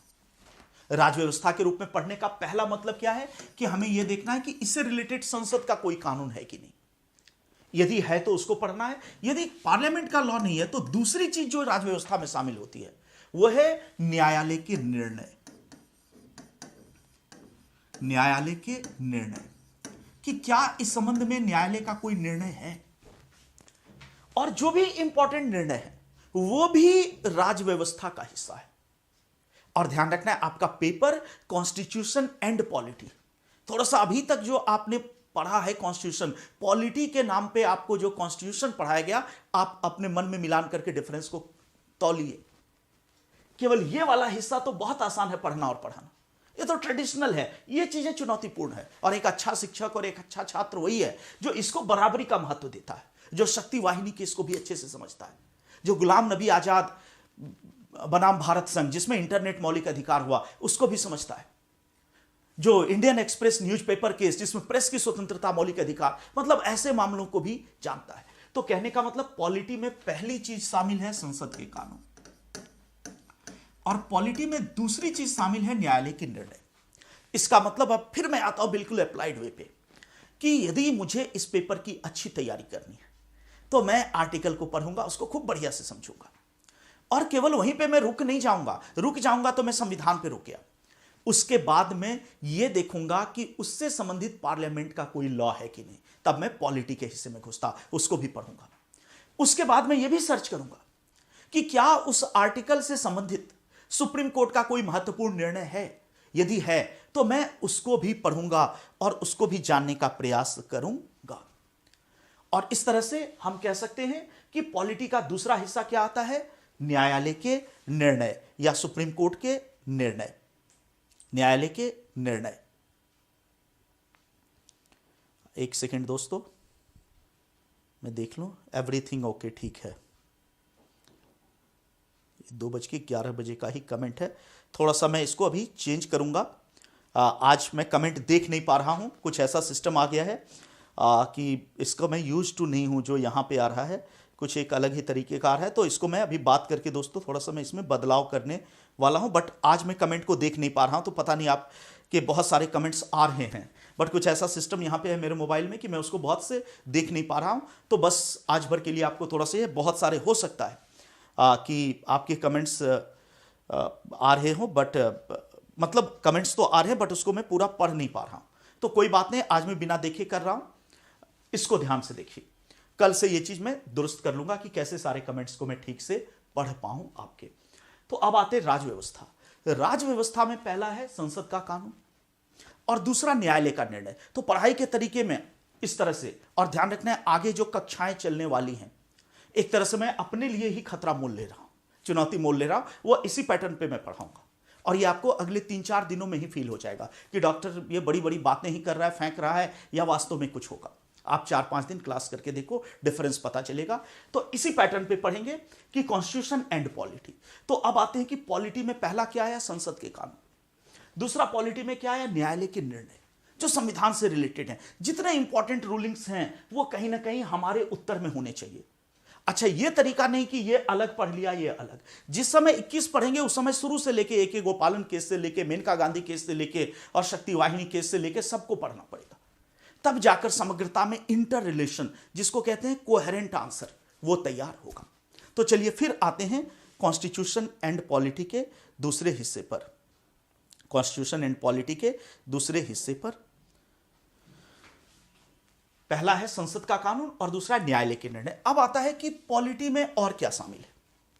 अब धीरे धीरे एक पिक्चर बन रहा है कि कॉन्स्टिट्यूशन उन प्रावधानों का समूह है, संविधान प्रावधानों का समूह है जिसके आधार पर शासन चलता है। राज व्यवस्था उसका व्यवहारिक रूप है। विषय और मुद्दे जो व्यवहार से संबंधित हैं वो राज व्यवस्था है। और यदि बिल्कुल पिन पॉइंट करें, बहुत डिफिकल्ट है पिन पॉइंट करना, फिर भी एग्जाम के लिहाज से पिन पॉइंट करें कि राज व्यवस्था में क्या क्या शामिल है, तो सबसे पहले संविधान की व्याख्या से संबंधित संसद का कानून, उसको पढ़ना चाहिए। दूसरा न्यायालय के निर्णय। तीसरा संस्थाएं, इंस्टीट्यूशंस। अब यहां पर थोड़ा सा समझिए कि संस्थाओं से मेरा मतलब क्या है। यह भी राज व्यवस्था का एक बड़ा हिस्सा है। हो सकता है कि यह संविधान का हिस्सा ना हो, लेकिन राज व्यवस्था का एक बड़ा हिस्सा हो। Everything is fine. चलिए, ये बहुत अच्छा है कि यही कमेंट में देखना चाह रहा था कि सब ठीक चल रहा है। कल से सब ठीक कर लूंगा, अभी भी ठीक है, वो कमेंट्स वगैरह का मैं कल से कर लूंगा। राज व्यवस्था में संस्थाएं भी शामिल हैं और ये चार्ट मैं चाहता हूं कि आप बना लें। इसीलिए मैं कह रहा हूं क्योंकि आगे जब सिलेबस बढ़ेगा, और मैंने आपसे क्या कहा है कि वर्ड टू वर्ड सिलेबस पढ़ाया जाएगा, ये डॉक्टर साहब आपसे बोल रहे हैं। और जब आखिरी कक्षा होगी जिस दिन, मैं उस तरह का आदमी नहीं कि भाग जाऊं, पहले ही दिन इतनी बातें कर रहा हूं, अब आगे सीधे कल से पढ़ाई करूंगा। बट आज बता रहा हूं कि जो अभी तक करता आया हूं, जब आखिरी कक्षा होगी तो यहां पे सिलेबस होगा यूपीएससी का, और टिक करवाता जाऊंगा, ये टॉपिक हुआ, ये एक एक वर्ड। ये नहीं कि अगर चुनौती शब्द है तो चुनौती वर्ड भी, ये नहीं कि छोड़ दिया जाएगा। अगर उसमें लिखा है कि उससे संबंधित भूमिका, तो भूमिका भी, उसका मतलब जितनी चीजें पूरी समग्रता, उसका भी मिलान किया जाएगा। तो जब उस सिलेबस को आप देखेंगे तो उसमें कई टर्म्स मिलेंगे। संवैधानिक संस्था एवं सांविधिक संस्था। कई बार आप देखते हैं कि एग्जाम में क्वेश्चन आता है कि नीति आयोग किस प्रकार की संस्था है, उसका उत्तर होता है कार्यकारी संस्था। कई बार आता है कि मानव अधिकार आयोग किस प्रकार की संस्था है, तो उसका उत्तर होता है सांविधिक संस्था। तो ये छोटे छोटे बेसिक टर्म्स हैं जो अपने सिलेबस में भी मेंशन है। तो आइए जानते हैं कि संस्थाएं कितने प्रकार की होती हैं। एक चार्ट के द्वारा इसको हम लोग समझेंगे।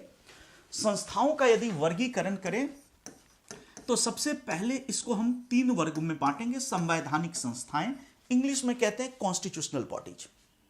संवैधानिक संस्थाएं या कॉन्स्टिट्यूशनल बॉडीज, इसको लिख लीजिए, बहुत इंपॉर्टेंट है, ये आपको समझ में आएगा कि सांविधिक संस्था क्या है। पीटी का यदि आप सवाल देखें तो 10वीं बार यह सवाल पूछा है कि योजना आयोग कैसी संस्था है। आंसर हमेशा होता था संविधानेतर, एक्स्ट्रा कॉन्स्टिट्यूशनल। ये क्या होता है संविधानेतर? संवैधानिक। दूसरा संस्था हो सकती है असंवैधानिक। असंवैधानिक, फर्स्ट को कहते हैं कॉन्स्टिट्यूशनल, कॉन्स्टिट्यूशनल बॉडी, और सेकेंड को कहते हैं अनकॉन्स्टिट्यूशनल। तो संस्था का पहला रूप होगा कि यह संवैधानिक संस्था हो सकती है। संस्था का दूसरा रूप हो सकता है कि यह असंवैधानिक संस्था हो सकती है, और संस्था का तीसरा रूप हो सकता है कि यह गैर संवैधानिक, गैर संवैधानिक, या इसी को कहते हैं संविधानेतर। गैर संवैधानिक या संविधानेतर हो सकती है। पहले को कहते हैं कॉन्स्टिट्यूशनल, दूसरे को कहते हैं अनकॉन्स्टिट्यूशनल, और तीसरे को कहते हैं एक्स्ट्रा कॉन्स्टिट्यूशनल। ध्यान रखना है, एक्स्ट्रा कॉन्स्टिट्यूशनल। इंग्लिश वर्ड याद रखना तो ज्यादा अच्छा होगा।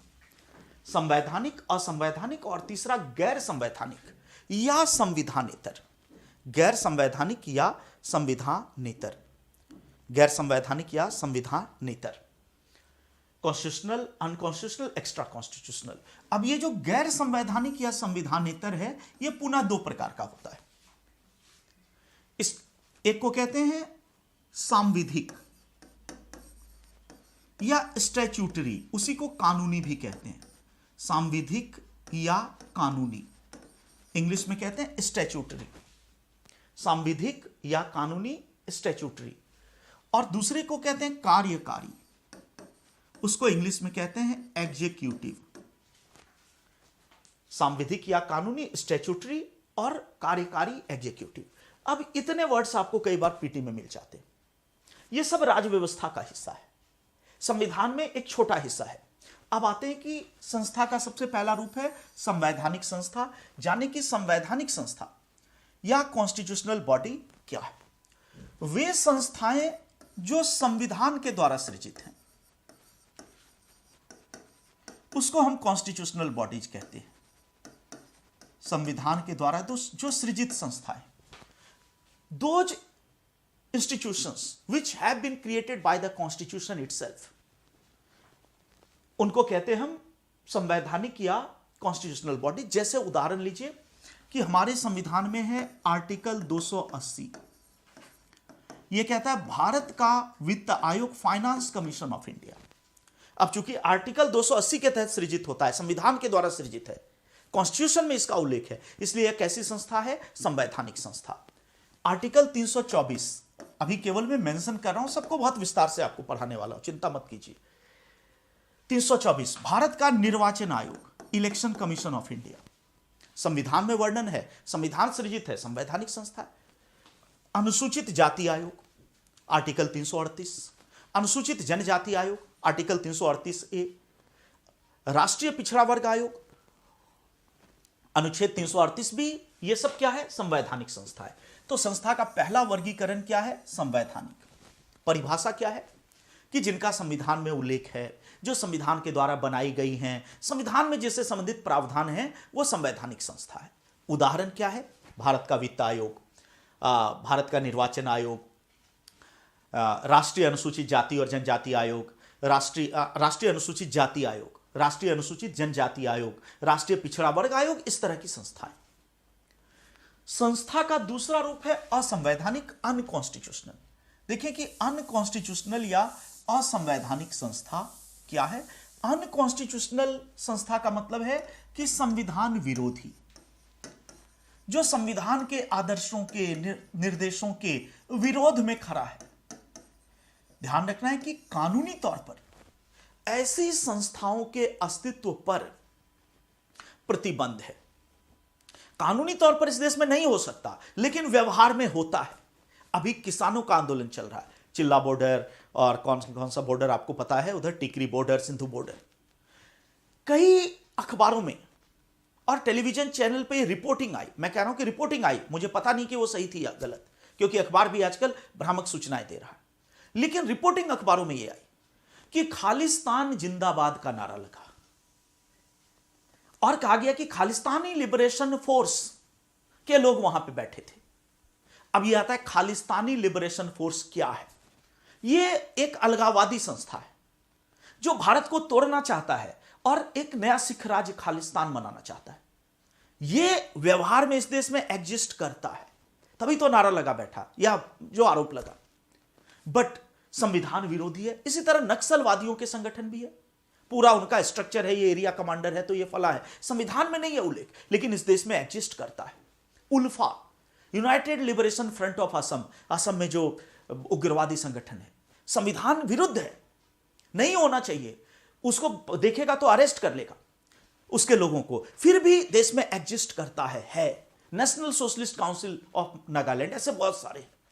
तो ध्यान रखना, अनकॉन्स्टिट्यूशनल बॉडीज का मतलब है वे संस्थाएं जो संविधान में उल्लिखित तो नहीं है, बल्कि संविधान के आदर्शों के विरोधी हैं, लेकिन व्यवहार में देश में अस्तित्व में है, उसको कहते हैं अनकॉन्स्टिट्यूशनल बॉडीज। और कोई बड़ी बात नहीं है कि उल्फा पर भी सवाल आ जाए। National socialist council of Nagaland के साथ भारत सरकार भी कई बार बातचीत करती है, उल्फा के साथ भी युद्ध विराम करती है। तो हो सकता है प्रश्न आ जाए। तो ध्यान रखना है, संस्था का दूसरा रूप क्या है? अनकॉन्स्टिट्यूशनल। तो अभी तक हमने क्या देखा कि एक संस्था है संवैधानिक, वे संस्थाएं जिसका संविधान में उल्लेख है। वित्त आयोग, चुनाव आयोग, वो है संवैधानिक। दूसरा है अनकॉन्स्टिट्यूशनल, असंवैधानिक, वे संस्थाएं जिनका संविधान में कहीं उल्लेख नहीं है और जो संविधान विरोधी है, उल्फा। अब आता है संस्थाओं की एक तीसरी कैटेगरी भी है, एक्स्ट्रा कॉन्स्टिट्यूशनल, गैर संवैधानिक या संविधानेतर। गैर संवैधानिक या संविधानेतर क्या है? दोनों से अलग है। हाँ, अच्छा 10 सेकेंड दोस्तों, गैर संवैधानिक 10 सेकेंड का मुझे समय दीजिए केवल।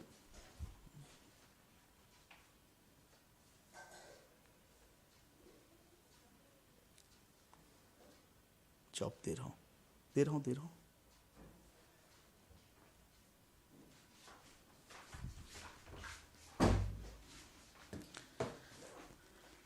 गैर संवैधानिक या संविधानेतर से तात्पर्य ऐसी संस्थाओं से जिसका संविधान में उल्लेख नहीं है। संविधान में चूंकि उल्लेख नहीं है, इसलिए यह संवैधानिक संस्था नहीं है, लेकिन वे संविधान विरोधी भी नहीं है, बल्कि संविधान के आदर्शों को प्राप्त करने में सहायक है। चूंकि संविधान विरोधी नहीं है, इसलिए असंवैधानिक भी नहीं है। ध्यान से सुनिए कि वे संस्थाएं जिनका संविधान में उल्लेख नहीं है, तो कॉन्स्टिट्यूशनल बॉडी भी नहीं है, लेकिन जो संविधान विरोधी भी नहीं है, संविधान समर्थक है, तो अनकॉन्स्टिट्यूशनल भी नहीं है। ऐसी संस्थाओं को गैर संवैधानिक या एक्स्ट्रा कॉन्स्टिट्यूशनल कहते हैं। जैसे कोई आपसे कहे कि नीति आयोग संविधान के किस आर्टिकल में है, ऐसा कोई आर्टिकल नहीं। नीति आयोग संविधान के किसी आर्टिकल में नहीं है, तो नीति आयोग संवैधानिक संस्था नहीं है।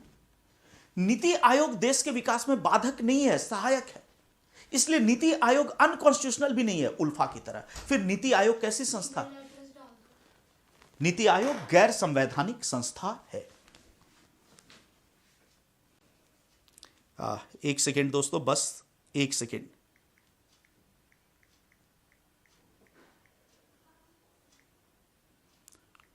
एक सेकेंड रुकना है बस, अभी मैं आपके साथ जुड़ रहा हूं।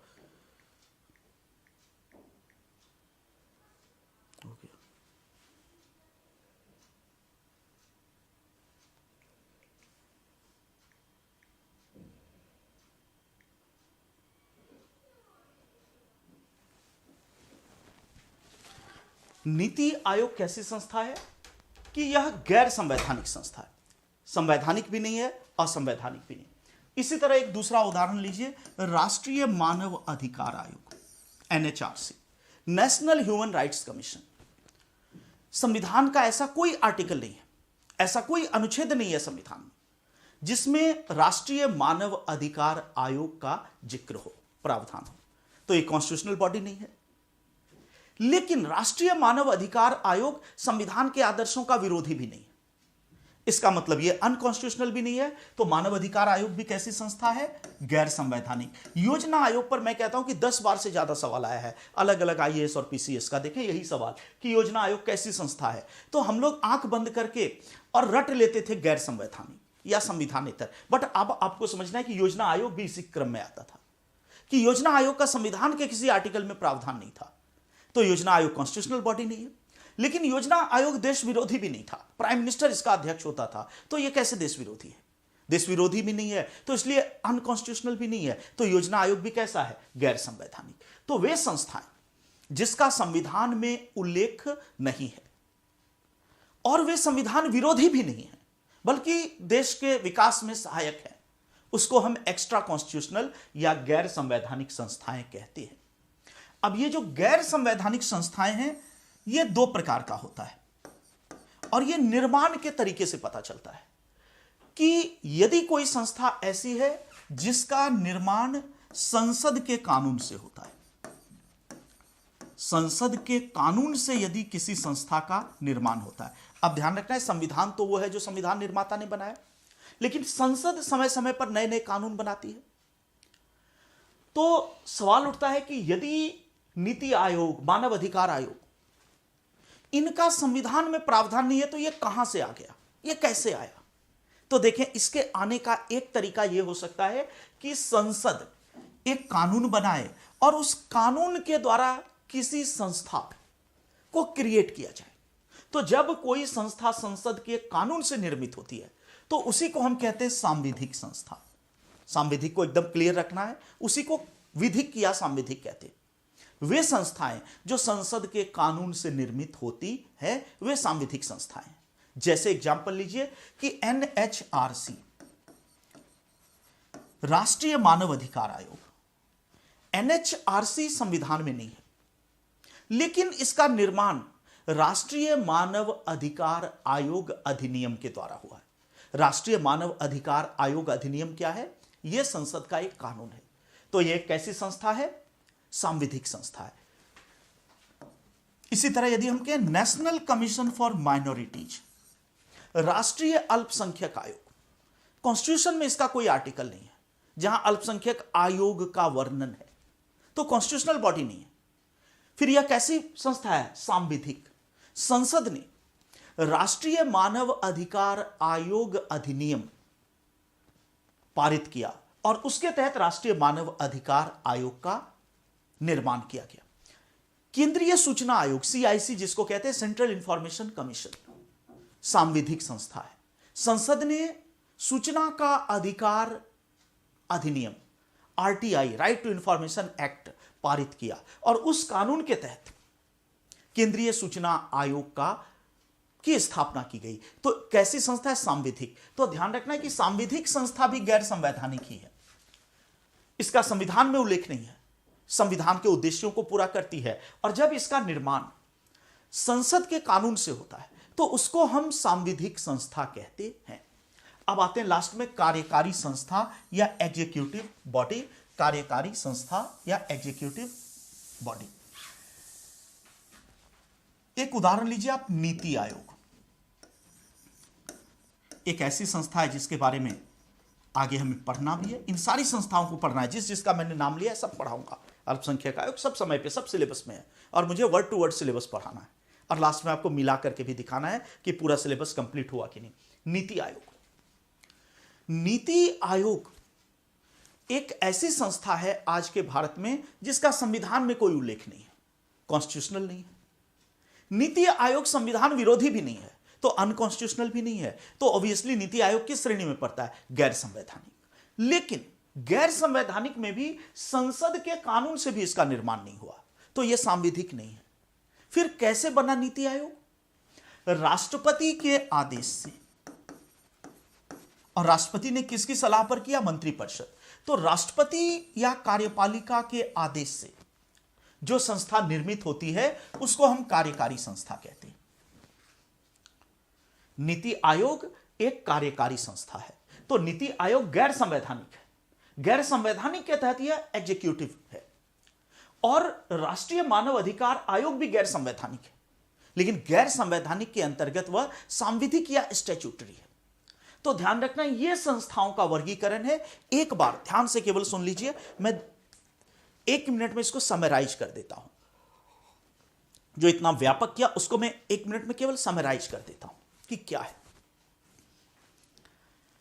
संस्थाओं की हम बात कर रहे थे। संस्था के 3 रूप हैं, संवैधानिक, असंवैधानिक और गैर संवैधानिक या संविधानेतर।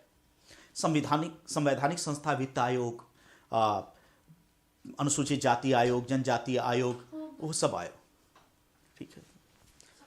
हाँ, अनुसूचित जाति आयोग, अनुसूचित जनजाति आयोग, पिछड़ा वर्ग आयोग, ये संवैधानिक संस्थाएं हैं क्योंकि इनका संविधान में उल्लेख है।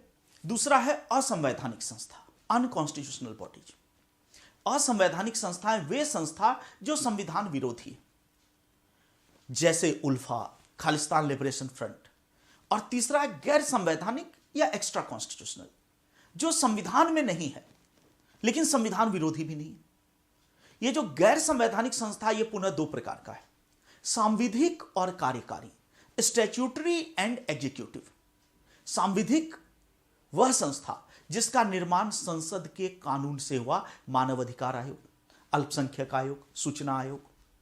और कार्यकारी वह संस्था है जिसका निर्माण संसद के कानून से नहीं हुआ, कार्यपालिका मतलब राष्ट्रपति के आदेश से हुआ, नीति आयोग। तो अब आते हैं फिर कॉन्स्टिट्यूशन एंड पॉलिटी पर, कि कॉन्स्टिट्यूशन के तहत हमें केवल संवैधानिक संस्था पढ़ना है, लेकिन ध्यान रखना है कि आपका सिलेबस कॉन्स्टिट्यूशन एंड पॉलिटी की बात करता है। तो यदि आपने वित्त आयोग, चुनाव आयोग और ये सब पढ़ के छोड़ दिया, तो सवाल अभी आईएएस में मानव अधिकार आयोग पे आया। बहुत सारे लोगों ने कहा कि बहुत आउट ऑफ सिलेबस सवाल पूछ रहा है। नहीं श्रीमान, आउट ऑफ सिलेबस सवाल नहीं पूछ रहा है। आपने सिलेबस को ठीक से समझा नहीं, आपने रटंत विद्या के तहत सिलेबस को केवल भारत का संविधान समझ लिया। तब आपने कहा कि ये जो शक्ति वाहिनी, ये जो जीवन साथी चुनने का अधिकार, ये आउट ऑफ सिलेबस पूछ रहा है, कॉन्स्टिट्यूशन में कहीं नहीं लिखा है, कॉन्स्टिट्यूशन के पेपर में क्यों पूछा? भाई, आपका पेपर केवल कॉन्स्टिट्यूशन का पेपर नहीं है। ये आप गांठ बांध लीजिए और नेट को खोल लीजिए, upsc.gov.in पे चले जाइए, वहां पर सिलेबस सारा दिया हुआ है, बाजार में भी मिल रहा है, हर जगह सिलेबस है। उसको एक बार पढ़िए, हेडिंग आपको साफ साफ मिलेगा, संविधान शब्द भी मिलेगा, राजव्यवस्था शब्द भी मिलेगा, सेपरेट वर्ड मिलेगा, कॉमा देकर मिलेगा, कॉन्स्टिट्यूशन मिलेगा, पॉलिटी मिलेगा, प्री में मिलेगा, मेंस में। तो कॉन्स्टिट्यूशन एंड पॉलिटी पढ़ना है। और अब इसको बेसिक समराइज करें कि तैयारी कैसे की जाए। तैयारी अकॉर्डिंग टू सिलेबस की जाए, जो यूपीएससी अपेक्षा करता है। अपेक्षा क्या करता है? संविधान और राजव्यवस्था के रूप में अपेक्षा करता है। संविधान और राजव्यवस्था के रूप में अपेक्षा करने का मतलब है कि हम संविधान को भी अच्छे से पढ़ें, लेकिन हम उसके व्यवहारिक पहलू को भी पढ़ें। और राजव्यवस्था में यूपीएससी की तैयारी के लिहाज से 3 चीजें बहुत इंपॉर्टेंट है, कि हम उससे संबंधित पार्लियामेंट के लॉज, उससे संबंधित उत्पन्न होने वाले मुद्दों को पढ़ें। दूसरा, कि हम उससे संबंधित सुप्रीम कोर्ट के महत्वपूर्ण निर्णयों को पढ़ें। हम उससे संबंधित संस्थाओं को भी पढ़ें। और इसके अलावा जो भी इश्यूज उससे रिलेटेड है कॉन्स्टिट्यूशन से, उसको भी पढ़ें। तो ये सब जब मिलाकर पढ़ेंगे और अलग अलग ना पढ़ें, ये नहीं कि इसको हमने कॉन्स्टिट्यूशन में पढ़ा के कह दिया ये करंट वाले सर ले लेंगे, नहीं। करंट वाले सर लेंगे तो वो करंट होगा, ये पॉलिटी वाले सर की जिम्मेदारी है। और हर विषय, जो भी इस तरह का डायनेमिक विषय, ये मेरी जिम्मेदारी है कि उसको कॉन्स्टिट्यूशन एंड पॉलिटी भी मैं ही पढ़ाऊं। ऐसा नहीं कि कॉन्स्टिट्यूशन में पढ़ा के, वो तो लकीर का फकीर है, बाबा आदम के जमाने का शिक्षक है। तो इसीलिए आप देखेंगे डॉक्टर साहब 20 साल से पढ़ा रहा और हर नोट्स दूसरे नोट्स से अलग मिलेगा। और ये मेरा हमेशा दावा होता है कि 100% सेम किसी भी 2 बैच का नोट्स नहीं हो सकता। क्यों? क्योंकि बीच में नया डेवलपमेंट आ जाएगा, और जो नया डेवलपमेंट आएगा वो भी इंक्लूड होगा। इसका मतलब पुराने वाले बैच में न्यायालय अवमानना प्रशांत भूषण का केस शामिल नहीं था, इस वाले नोट्स में प्रशांत भूषण का केस भी शामिल है। 1-2 बैच पुराने नोट्स देखेंगे तो आरक्षण मौलिक अधिकार है या नहीं, ये उस नोट्स में नहीं था। नए वाले नोट्स में आरक्षण मौलिक अधिकार है, ये भी मिलेगा। इसलिए क्योंकि सुप्रीम कोर्ट का डिसीजन आ गया, फरवरी में भी आया और जून में भी आया, और 2 अलग अलग केसेस में कहा कि reservation is not a fundamental right.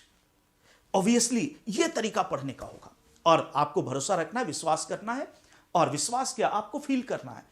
और आज मैं चैट नहीं देख पा रहा हूं, कुछ हमने कहा तकनीकी गड़बड़ी है, जो भी है उसको मैंने छोड़ ही दिया, मोबाइल को अलग कर दिया। कल से चैट भी देखूंगा। तो आपको मुझे बताना है और आप बताएंगे, मुझे पूरा भरोसा है, 20 साल का अनुभव बोल रहा है, मैं नहीं बोल रहा हूं, कि इसी पैटर्न पे तैयारी चलेगी, कॉन्स्टिट्यूशन एंड पॉलिटी।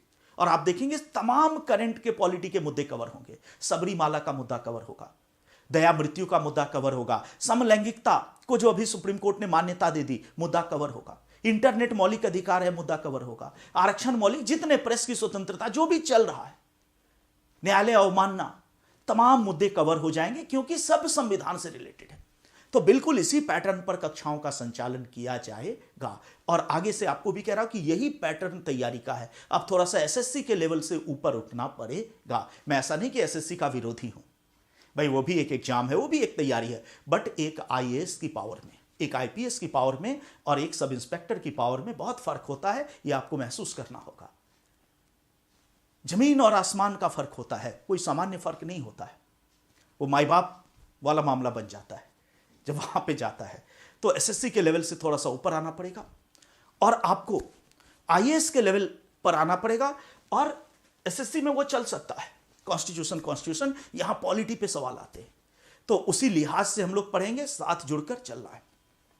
अब आते हैं आगे की चीज पर कि पहली चीज आज हमने क्या डिस्कस की आपके साथ कि कॉन्स्टिट्यूशन और पॉलिटी में डिफरेंस क्या है और हमें अपनी तैयारी किस प्रकार से करनी है। कक्षा का संचालन बिल्कुल इसी पैटर्न पे होगा। जब 2 महीने क्लास समाप्त होगी तो आपके पास जो क्लास नोट्स होगा आप फील करेंगे कि उसमें सारे करंट के मुद्दे भी शामिल हैं और बहुत ही प्रामाणिक तरीके से शामिल है। अगर मैं पढ़ा रहा हूं तो प्रामाणिक होना लाजमी है।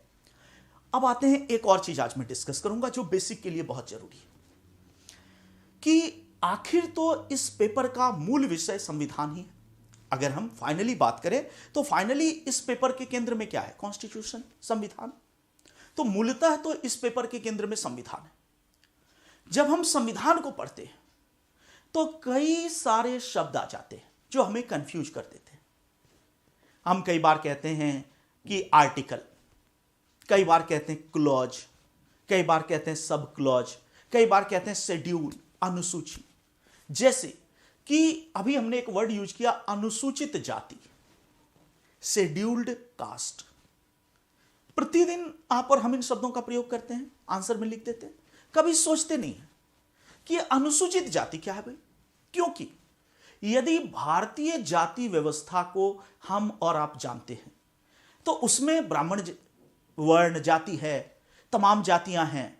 अनुसूचित नाम से कोई जाति नहीं है, याद रखना। मेरी बात को समझो कि उसमें यादव जाति है, उसमें कुर्मी जाति है। भारत की जाति व्यवस्था में वो सब है। 50 तरह की जाति है, उसमें महार जाति है। बट अनुसूचित नाम से कोई जाति नहीं है, शेड्यूल नाम से कोई जाति नहीं है। किसी भी धर्म ग्रंथ को पढ़ लीजिए। और आज के भारत में हम क्या हमेशा लिखते हैं? अनुसूचित जाति। इसका मतलब ये बेसिक अंडरस्टैंडिंग आना चाहिए कि ये अनुसूचित जाति कहां से आ गया। इसका मतलब अनुसूचित जाति, शेड्यूल्ड कास्ट, ये वर्ड किससे निकला है? शेड्यूल। और संविधान का एक हिस्सा शेड्यूल भी है, अनुसूची। इसका मतलब कि ये बहुत बेसिक वर्ड्स है कि आर्टिकल क्या होता है, क्लॉज क्या होता है, सब क्लॉज क्या होता है, पार्ट क्या होता है, चैप्टर क्या होता है, शेड्यूल क्या होता है, अनुसूची क्या होती है। यह कह देना बहुत आसान है कि नवीं अनुसूची में फला चीज है, पहली अनुसूची में फला चीज है, चौथी अनुसूची में फला चीज है। लेकिन यदि कोई पूछे कि भाई वो तो हर जगह लिखा हुआ है, हमको यह बताओ कि अनुसूची किसको कहते हैं, कंफ्यूज हो गए।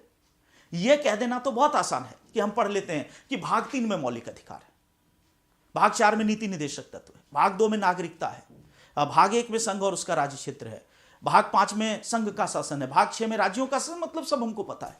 भाग 4A में मौलिक कर्तव्य है, ये हम जानते हैं। लेकिन कोई पूछ दे कि भाई वो तो किताब में लिखा हुआ है, जरा हमको ये बताइए कि भाग किसको कहते हैं, व्हाट इज पार्ट। तो आइए थोड़ा सा उसको जानते हैं, बुनियादी चीजों को। और आप देखेंगे कई बार एग्जाम में उससे सवाल आ गया है, प्री में खास करके। तो एक प्रकार से यहां हम संविधान को और उसके बुनियादी शब्दों को जानने का प्रयास कर रहे हैं। तो जैसे मैं हेडिंग बना रहा हूं वैसे आप भी बनाइए। सबसे ऊपर लिखिए संविधान, संविधान, कॉन्स्टिट्यूशन। उसके नीचे लिखिए भाग, यही चार्ट आपको याद रखना है। इंग्लिश में लिखिए पार्ट। उसके नीचे लिखिए अध्याय, अध्याय, चैप्टर, अध्याय या चैप्टर। उसके नीचे लिखिए अनुच्छेद। एक चार्ट बनाना है, देखिए सब वर्ड क्लियर होगा। आर्टिकल। उसके नीचे लिखिए खंड, इंग्लिश में लिखिए क्लॉज। उसके नीचे लिखिए उपखंड। और देखिए सब को लिखने का तरीका भी अलग है, सब क्लॉज। इसका मतलब कि एक ब्रैकेट कम या ज्यादा हो जाएगा तो एक सही एग्जामिनर 2 नंबर काट लेगा कि इसको तो बुनियादी समझ नहीं है, क्लॉज और सब क्लॉज का डिफरेंस पता नहीं। और आगे शेड्यूल भी आएगा, बट पहले एक चार्ट ये बनाना। मैं फिर से बोल रहा हूं, संविधान, उसके बाद है भाग या पार्ट, तीसरा है अध्याय या चैप्टर, चौथा है अनुच्छेद या आर्टिकल, पांचवा है खंड या क्लॉज, और छठा है उपखंड या सब क्लॉज। अब आइए एक एक करके शुरू से इसको समझते हैं कि यह क्या है। क्योंकि संविधान के संदर्भ में ये सब इंपॉर्टेंट वर्ड्स हैं। और इसके अलावा एक और वर्ड है अनुसूची, जो इससे थोड़ा अलग है, तो उसको भी डिस्कस करूंगा, शेड्यूल। बट पहले देखें भाग क्या है, अध्याय क्या है। संविधान की परिभाषा हमने देख ली कि संविधान उन प्रावधानों का संग्रह है जिसके आधार पर देश का शासन चलाया जाता है। शासन शब्द की व्यापकता को भी हमने देख लिया कि रूल में वह सब कुछ शामिल है जो सार्वजनिक जीवन का विषय है। इसमें इकोनॉमी शामिल है, इसमें राजनीति, प्रशासन सब शामिल है। तो सामान्य यदि हम बात करें तो संविधान एक बहुत ही बहुआयामी, बहुत ही मल्टी डायमेंशनल और बहुत ही व्यापक दस्तावेज है। ये बहुत ही व्यापक दस्तावेज है जिसमें विविध प्रकार के विषय हैं। इसमें नागरिकता संबंधी प्रावधान भी है, इसमें नागरिकों के मौलिक अधिकार भी हैं, इसमें नागरिकों के मौलिक कर्तव्य भी हैं, इसमें संघ का शासन मतलब केंद्र सरकार के शासन, राष्ट्रपति, प्रधानमंत्री जैसी संस्थाएं भी है, इसमें राज्यों का शासन, राज्यपाल, मुख्यमंत्री, वो सब का भी प्रावधान है, इसमें सिविल सेवाओं का भी प्रावधान है, इसमें केंद्र राज्य संबंधों का भी प्रावधान है। मतलब एक ही संविधान में अनेक प्रकार के प्रावधान पाए जाते हैं। तो जब कोई भी संविधान निर्माता या संविधान सभा संविधान निर्माण के लिए बैठती है तो एक उसका ऑब्जेक्टिव यह भी होता है कि एक व्यवस्थित दस्तावेज बनाया जाए। It must make a well organised document. एक बहुत ही व्यवस्थित दस्तावेज के रूप में संविधान का निर्माण किया जाना चाहिए। और वो जो व्यवस्थित दस्तावेज हो उसमें सब कुछ कोहेरेंट हो, सब कुछ मिला हुआ हो, विरोधी ना हो और बिल्कुल सिंपल भी। तो उसी के क्रम में हमारे संविधान निर्माताओं ने भी संविधान में जो एक प्रकार की चीजें थी उसको एक जगह संकलित करने का कार्य किया ताकि पढ़ने वाले को आसान हो।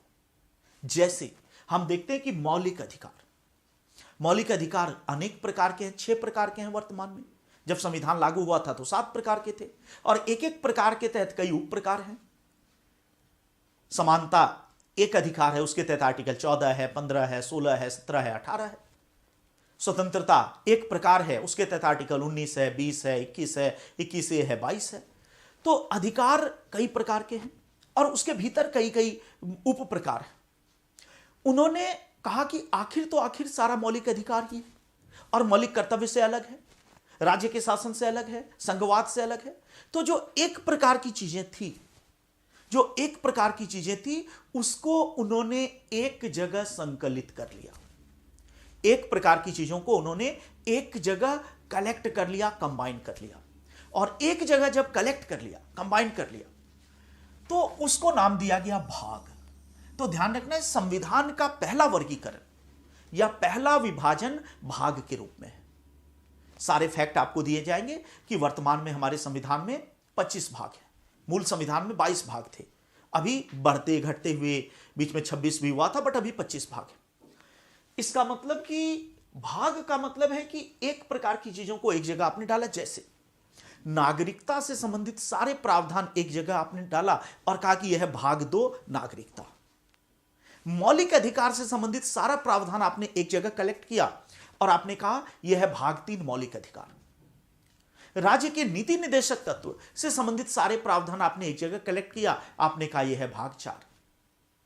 सारे मौलिक कर्तव्य आपने एक जगह कलेक्ट किए, भाग 4A। तो ध्यान रखना है, संविधान को सबसे पहले व्यवस्थित बनाने के लिए जो वर्गीकरण किया गया उसके तहत सबसे पहले संविधान विभाजित हुआ भाग में। तो 25 भागों में बटा हुआ है। अभी मूल संविधान में 22 भाग थे।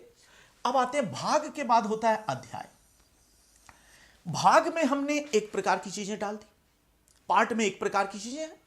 अब यह ध्यान रखना है कि कुछ भाग ऐसे हैं, कुछ पार्ट या भाग हमारे संविधान के ऐसे हैं जो छोटे हैं, तो उसमें कोई अध्याय नहीं है।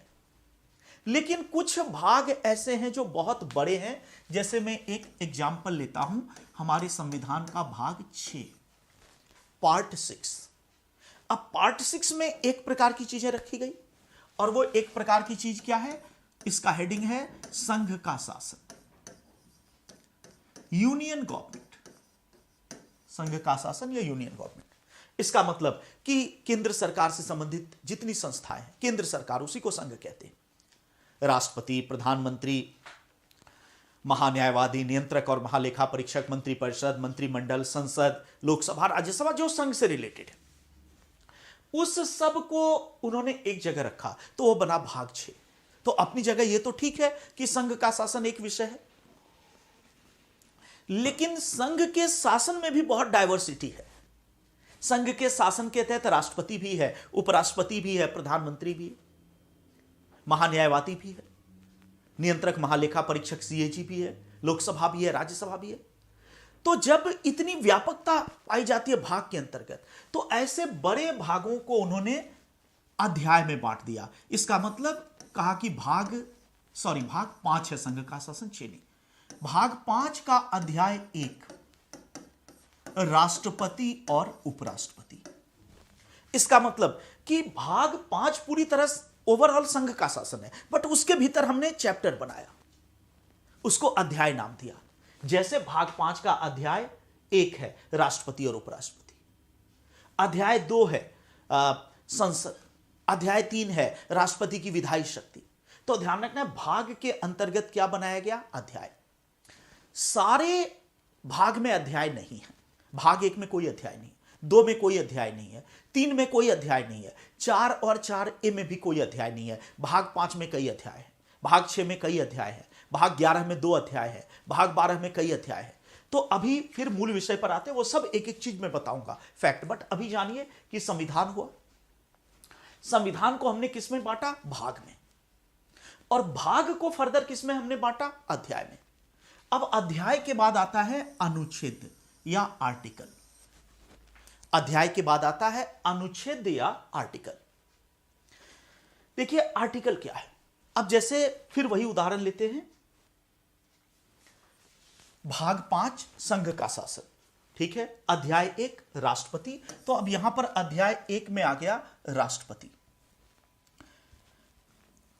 यहां तक तो आसान है चीजें, बट अब ये जो राष्ट्रपति है, ये कहने को, मैं कह रहा हूं कहने को, ये एक संस्था है, लेकिन राष्ट्रपति के भीतर फिर बहुत डाइवर्सिटी है। जैसे राष्ट्रपति बनने की योग्यता, यह अलग चीज है। राष्ट्रपति का निर्वाचक मंडल, कौन लोग राष्ट्रपति के चुनाव में वोट डालेंगे, एक अलग चीज है।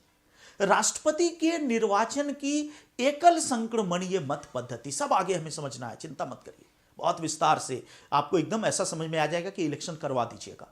राष्ट्रपति के चुनाव की एकल संक्रमणीय मत पद्धति, यह एक अलग चीज है। राष्ट्रपति की प्रशासनिक शक्ति, यह अलग चीज है। राष्ट्रपति की विधायी शक्ति अलग चीज है। राष्ट्रपति की क्षमादान की शक्ति अलग चीज है। राष्ट्रपति की राष्ट्रपति पर महाभियोग, यह अलग चीज है। राष्ट्रपति का अध्यादेश अलग चीज। मतलब राष्ट्रपति के भीतर मैं केवल यह कह रहा हूं कि अलग अलग चीजें। तो इसीलिए राष्ट्रपति भाग 5 अध्याय 1, अब उसके तहत बांटा गया अध्याय को आर्टिकल में। आर्टिकल 54 राष्ट्रपति का निर्वाचक मंडल। आर्टिकल 55 राष्ट्रपति के चुनाव की एकल संक्रमणीय मत पद्धति। अनुच्छेद 56 और 61 राष्ट्रपति पर महाभियोग। अनुच्छेद 72 राष्ट्रपति की क्षमादान की शक्ति। अनुच्छेद 123 राष्ट्रपति की अध्यादेश जारी करने की शक्ति। अनुच्छेद 111 राष्ट्रपति की वीटो की शक्ति। कहने का मतलब कि भाग है, फिर अध्याय है, और अध्याय के अंतर्गत अनुच्छेद होता है। तो अब फिर अपने विषय पर आते हैं कि संविधान निर्माता ने संविधान बनाया, उसको कई भागों में बांटा। भाग को पुनः अध्याय में बांटा, सभी भाग में अध्याय नहीं, और अध्याय को पुनः किस में बांटा? अनुच्छेद में। अब यहां तक जब हमने देखा, उसके बाद देखते हैं कि कुछ अनुच्छेद ऐसे जो छोटे हैं, बल्कि ज्यादातर अनुच्छेद छोटे हैं, लेकिन कुछ अनुच्छेद ऐसे हैं जो बहुत व्यापक हैं, बहुत बड़े हैं, और एक ही अनुच्छेद में कई कई बात उससे मिलती जुलती कही जाती है। एक ही अनुच्छेद में उससे मिलती जुलती कई कई बातें होती हैं। तो फर्दर उन्होंने अनुच्छेद को, आर्टिकल को क्लॉज में विभाजित किया। आर्टिकल को उन्होंने डिवाइड किया क्लॉज में, अनुच्छेद को विभाजित किया खंड में। एक उदाहरण मैं लेता हूं मूल संविधान से, तब आपको समझ में आएगा। कि अनुच्छेद के बाद क्लॉज कैसे आता है। जैसे जब आप संविधान को पढ़ेंगे तो इस तरह से मिलेगा।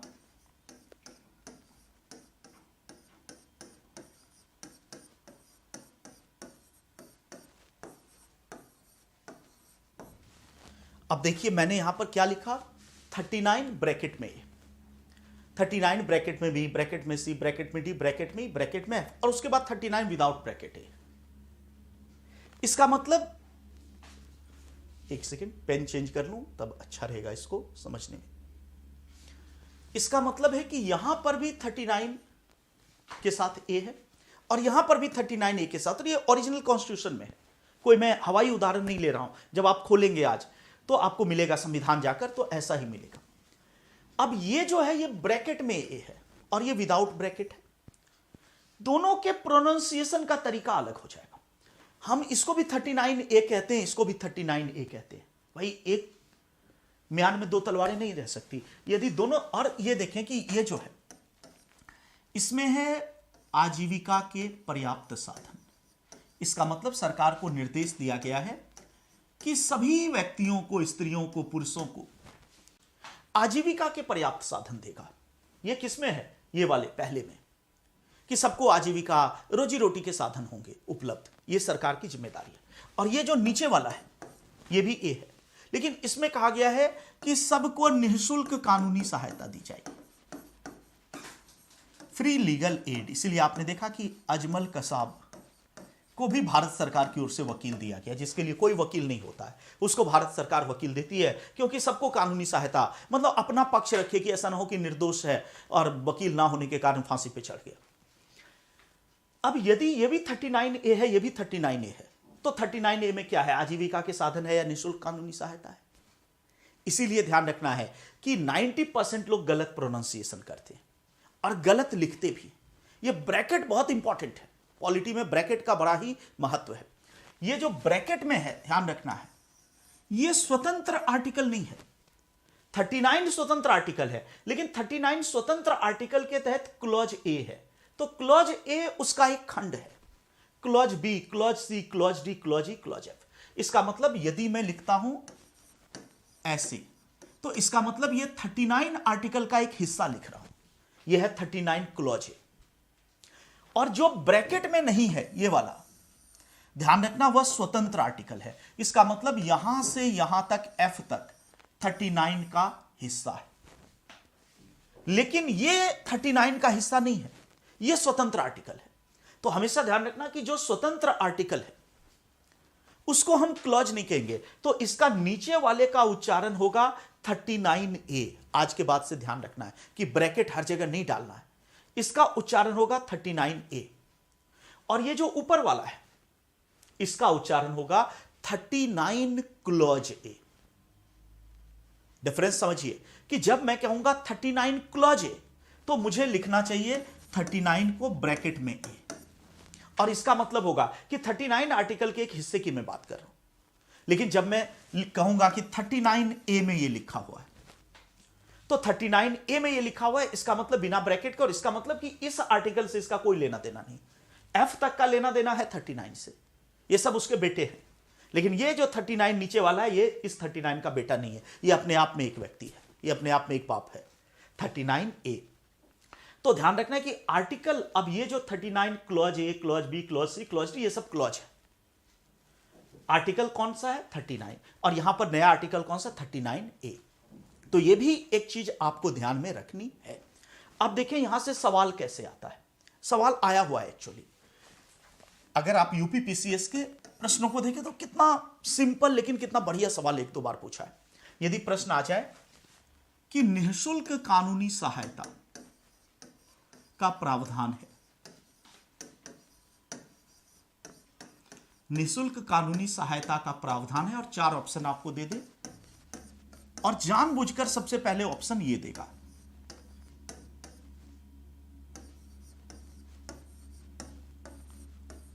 अब हम में से 90% लोग, याद करिए आज से पहले आप भी शायद ऐसा ही करते होंगे, और जितने वीडियोज देखिए, फला देखिए, सब जगह यही मिलेगा। देख लेना यूट्यूब पे कितने टीचर करेक्ट बोलते हैं और कितना गलत बोलते हैं, तो आपको पता चल जाए कि बुनियादी समझ कितनी जरूरी है। इसको भी 39A ही बोलता है और इसको भी 39A ही बोलता है। और सवाल में क्या पूछ रहा है कि निःशुल्क कानूनी सहायता का प्रावधान निम्नलिखित में से कहां है। तो जब मैं इसको भी 39A बोल रहा हूं, इसको भी, तो ह्यूमन माइंड है, तुरंत मैं इसको टिक कर दूंगा कि अरे 39A लड़ गया। बट ध्यान रखना है कि नहीं, ये 39 क्लॉज ए है और इसका आंसर क्या होगा, ये वाला डी। और जान के इसको सबसे नीचे देता है। यहां पर फिर से देखिए कि 39 क्लॉज ए में है आजीविका के साधन और 39A में है निःशुल्क कानूनी सहायता। और एग्जाम में क्या पूछ रहा है कि निःशुल्क कानूनी सहायता का प्रावधान किसमें है। हम दोनों को 39A ही बोलते हैं, आगे से हम दोनों को 39A नहीं कहेंगे। आगे से हम जो ब्रैकेट में है उसको 39 क्लॉज ए कहेंगे। ऐसा बहुत सारा आर्टिकल मिलेगा 19 क्लॉज 1, और जो ब्रैकेट में नहीं है उसको हम क्लॉज नहीं कहेंगे, तो इसको 39A कहेंगे, इसको 39 क्लॉज ए कहेंगे। तो ध्यान रखना है कि क्लॉज आर्टिकल का एक हिस्सा होता है। ये कितनी जीरो वाली चीज है बट कितनी जरूरी है। तो अब फिर आते हैं कि संविधान को किस तरह से हम इसके बेसिक टर्म्स को समझ सकते हैं। तो सबसे पहले आया संविधान। संविधान के तहत भाग है, भाग अध्याय में बटा हुआ है, अध्याय अनुच्छेद में बटा हुआ है, और अनुच्छेद किस में बटा हुआ है, खंड में। और खंड या क्लॉज को लिखने का तरीका क्या है, ब्रैकेट। जब वो ब्रैकेट में होगा तो वो खंड या क्लॉज होगा, वो आर्टिकल का हिस्सा होगा। अब आखिरी चीज यहां पर आती है उपखंड, सब क्लॉज। देखिए सब क्लॉज क्या है। हमारे संविधान में कुछ ऐसे आर्टिकल हैं जो बहुत लंबे हैं, बहुत विशाल हैं, और वहां आर्टिकल के भीतर क्लॉज भी है और क्लॉज भी बहुत विशाल है, जिसके कारण क्लॉज को पुनः डिवाइड करना पड़ा, तो वो हो गया सब क्लॉज। जैसे एक एग्जांपल लीजिए कि हमारे संविधान में आर्टिकल 19 है, तो 19 को कई क्लॉज में बांटा गया, क्लॉज 1, क्लॉज 2, क्लॉज 3, इस तरह से। तो ये पहला ब्रैकेट क्या है, क्लॉज। अब उसके बाद क्लॉज 1 है तो उसको पुनः इस तरह से बांटा गया कि सब क्लॉज ए,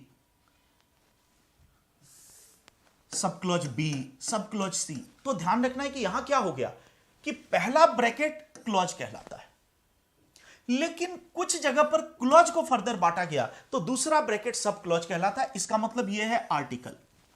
अब ये इसके अंतर्गत ये सब शामिल है, ये है क्लॉज, इसके अंतर्गत ये शामिल है। तो इस तरह से देखना है कि जब दो ब्रैकेट होगा तो सब क्लॉज कहेंगे। तो आर्टिकल हुआ, आर्टिकल को डिवाइड किया क्लॉज में, पहला ब्रैकेट लिखा, और जब उसको दो ब्रैकेट में लिखा, इसका मतलब जैसे ये चीज है। अब इसको हम कैसे उच्चारण करें। ज्यादातर लोग, ध्यान रखना, ज्यादातर लोग, मैं कह रहा हूं 90% यूट्यूब का वीडियो देखना, इसको कैसे बोलता है, 19(1)A, 19(1)A नहीं, 19(1)A नहीं है, फिर 191A क्यों ना कहें। ये 19(1)A नहीं है, आर्टिकल 19 क्लॉज 1 सब क्लॉज ए है। ये तो बोलना पड़ेगा ना कि कौन सा क्लॉज है, कौन सा आर्टिकल है, कौन सा 19(1)A से कौन आर्टिकल है, कौन क्लॉज है, क्या पता चलेगा। तो 19(1)A आपको नहीं कहना है, आपको क्या कहना है, आर्टिकल 19 क्लॉज 1 सब क्लॉज ए। कोई पूछे इंटरव्यू में कि प्रेस की स्वतंत्रता कहां पे पाई जाती है, एग्जैक्ट प्लेस बताओ, तो आप कह देंगे 19(1)A। आधा रेपुटेशन वहीं खराब हो जाएगा कि 19(1)A बोल रहा है, इसको पता नहीं है। आप कहेंगे कि यदि सर आप एग्जैक्ट लोकेशन की बात करते हैं, एग्जैक्ट लोकेशन, तो यह पाया जाता है भारत के संविधान के भाग 3। किसमें आना है, भाग 3। अब 3 में कोई अध्याय नहीं है तो अध्याय नहीं बोलेंगे। भाग 3 के अध्याय 19 आर्टिकल 19 के खंड 1 क्लॉज 1 के सब क्लॉज क या ए में, तो यह पाया जाता है पार्ट 3 के आर्टिकल 19 के क्लॉज 1 के सब क्लॉज ए में। यह है प्रेस की स्वतंत्रता, आर्टिकल 19 क्लॉज 1 सब क्लॉज ए। तो यहां पर हमने क्या देखा कि आर्टिकल फर्दर बटा क्लॉज में और क्लॉज फर्दर बटा सब क्लॉज में। एक बार फिर से इसको शुरू से दोहरा लेना बहुत जरूरी है। संविधान है, संविधान को सुविधा के लिए डिवाइड किया किसमें, भाग या पार्ट में। पार्ट को किसमें डिवाइड किया, अध्याय या चैप्टर में। चैप्टर को किसमें डिवाइड किया, आर्टिकल में। आर्टिकल को किसमें डिवाइड किया, क्लॉज में। और क्लॉज को किसमें डिवाइड किया, सब क्लॉज में। क्लॉज का मतलब है एक ब्रैकेट और सब क्लॉज का मतलब है दो ब्रैकेट, ब्रैकेट फिर उसके बाद ब्रैकेट, जैसे 19 क्लॉज 1 सब क्लॉज ए। तो यहां तक हमने देखा कि इसको हम इस रूप में भी प्रेजेंट कर सकते हैं, इस चीज को हम इस रूप में भी प्रेजेंट कर सकते हैं कि एक गोला बना लिया, ये गोला है संविधान, क्योंकि यहां एक के अंतर्गत दूसरा है और इसके अंतर्गत आ गया ये सब छोटे छोटे गोले। याद करें ये भाग हो गया, ये उसके अंतर्गत अध्याय हो गया, ये आर्टिकल हो गया, ये क्लॉज हो गया और ये सब क्लॉज हो गया। इसका मतलब ये तो एक गोले के तहत, डायग्राम के तहत आप दिखा सकते हैं कि कॉन्स्टिट्यूशन में ये। तो यहां हमने एक बुनियादी चीज पढ़ी कि आर्टिकल क्या होता है, क्लॉज क्या होता है, सब क्लॉज क्या होता है, उसको कैसे लिखते हैं, 1 ब्रैकेट 2 ब्रैकेट, पार्ट क्या है चैप्टर। अब एक और चीज रह जाती है अनुसूची या शेड्यूल। संविधान में यह भी हम पढ़ते हैं कि पहली अनुसूची में संघ और उसका राज्य क्षेत्र, राज्यों के क्षेत्रफल आदि का वर्णन है। दूसरी अनुसूची में शपथ आदि वेतन का वर्णन है। तीसरे में शपथ का वर्णन मतलब विभिन्न। चौथी अनुसूची में राज्यसभा में राज्यों को सीटों का आवंटन है। तो यह फैक्ट तो हमें पता रहता है, लेकिन कोई पूछ दे कि भाई साहब अनुसूची किसे कहते हैं, व्हाट इज ए शेड्यूल, तो शेड्यूल की परिभाषा लिख लीजिए जो इस चार्ट से थोड़ा सा अलग है। तो अब हम किसको डिस्कस करने वाले हैं, अनुसूची या शेड्यूल। अनुसूची या शेड्यूल, इसकी परिभाषा पहले आप लिखिए। अनुसूची या शेड्यूल, अनुसूची या शेड्यूल संविधान के अंत में दी गई, अनुसूची या शेड्यूल संविधान के अंत में दी गई विषयों की वह सूची है। अनुसूची या शेड्यूल संविधान के अंत में दी गई विषयों की वह सूची है, विषयों की वह सूची है, विषयों की वह सूची है जो संविधान के किसी, जो संविधान के किसी, विषयों की वह सूची है जो संविधान के किसी प्रावधान की व्याख्या करती है। फिर से मैं बोल रहा हूं, शुरू से सुने। अनुसूची संविधान के अंत में दी गई, यहां अंत वर्ड इंपॉर्टेंट है, हमेशा लास्ट में। अनुसूची संविधान के अंत में दी गई विषयों की वह सूची है, विषयों की वह सूची है जो संविधान के किसी प्रावधान की व्याख्या करती है,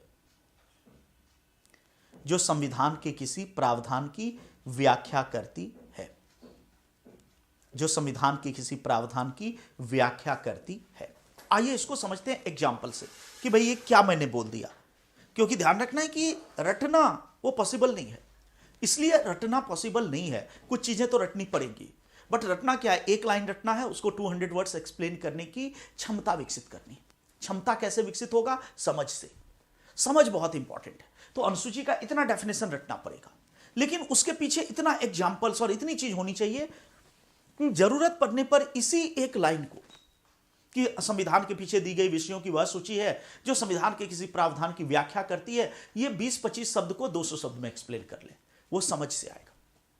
क्योंकि 4 पेपर तो जीएस का है, 2 पेपर ऑप्शनल का है, एसए का पेपर है। आपको लगता है कि इतनी चीजें, आखिर तो ये मनुष्य का ब्रेन है, ये क्या वो गणेश जी और कालिदास और वो सब वेद व्यास, वो सब एक्स्ट्रा ऑर्डिनरी थे कि उनको सब कुछ याद था। बट हम और आप तो सामान्य मनुष्य हैं, हमें और आपको हर चीज याद नहीं हो सकती, बहुत फैक्ट है, मैं भी भूलता हूं। और बाल्टी है, समझ लिया, ह्यूमन ब्रेन बाल्टी है, इसकी एक लिमिट ही तो है कि भाई कितना पानी, अगर 10 लीटर का बाल्टी है तो आप उसमें 10 ही लीटर पानी डाल सकते हैं। अब आपकी इच्छा है कि कौन सा पानी डालेंगे, उससे ज्यादा की उसकी कैपेसिटी नहीं है। बहुत बढ़ेगा तो 11 होगा, 12 होगा। ये सुपरमैन बनने की कभी कोशिश नहीं करनी है, ये पॉसिबल नहीं है कि मैं सब याद कर लूंगा। कैसे कर लोगे, पॉसिबल नहीं है। आप तो मनुष्य है ना, आप नहीं हैं ईश्वर के अवतार। तो इसीलिए आपको ट्रिक विकसित करनी होगी, आपको तरीका विकसित करना होगा कि एक दो पंक्तियां याद करनी होगी, जो उसका थॉट है, जो उसका क्रक्स है, जो उसका टर्म है, वो तो याद करना होगा, डेफिनेशन याद करना होगा, बट उसको समझना पड़ेगा। अब देखें कि अनुसूची की परिभाषा हमने लिखी, तो अभी आपको थोड़ा सा घालमेल लग रहा है, बट एग्जाम्पल आदि से जब समझ लेंगे तब आपके माइंड में वो चीज घुस जाएगी। अनुसूची की परिभाषा में सबसे पहले हमने देखा कि संविधान के अंत में, तो पहली बात है कि अनुसूची संविधान के अंत में है, प्रारंभ में नहीं है। और यदि आप भारत का संविधान पढ़ेंगे, यहां पे भारत का संविधान रखा भी हुआ है, अब ये जैसे है भारत का संविधान, कॉन्स्टिट्यूशन ऑफ इंडिया। तो भारत के संविधान को जब आप खोलेंगे तो यहां पर देखेंगे, यदि मैं देखूं कि सबसे जो आखिरी आर्टिकल इसमें दिखता है वो है आर्टिकल 395। अब यहां पर देखें कि आर्टिकल 395, ये पेज अब पता नहीं आपको दिख रहा है या नहीं, ये आर्टिकल 395 है। जब इस पेज को पलटे तो यहां पे आर्टिकल्स खत्म हो गए आगे। अब इसको मैं पेज पलटता हूं, तो जब मैं पेज पलटता हूं तो यहां पर लिखा है इंग्लिश में फर्स्ट शेड्यूल, और यहां पे है पहली अनुसूची, फिर उसकी व्याख्या चलती गई, ये सब पहली अनुसूची है। ये कितने पेज हैं? पहली अनुसूची, ये सब पहली अनुसूची है, पहली अनुसूची, ये सब पहली अनुसूची। उसके बाद हम देखते हैं जहां पर ये पहली अनुसूची खत्म हुआ वहां पर लिखा आया दूसरी अनुसूची, फिर इस तरह कई पेज तक दूसरी अनुसूची चलेगा, फिर आएगा तीसरी अनुसूची। तो पहली बात ध्यान रखना है कि यह संविधान के अंत में है। जब आर्टिकल खत्म होता है तो अनुसूची शुरू होती है। संविधान के अंत में दी गई विषयों की सूची है, इसमें कुछ विषय हैं, कुछ बातें हैं, विषयों की सूची जो संविधान के किसी प्रावधान, प्रावधान का मतलब कोई आर्टिकल, कोई क्लॉज, कोई सब क्लॉज, जो संविधान के किसी प्रावधान की व्याख्या करती है। एक एग्जाम्पल लेता हूं तब समझ में आएगा। जैसे संविधान का एक प्रावधान है आर्टिकल 1।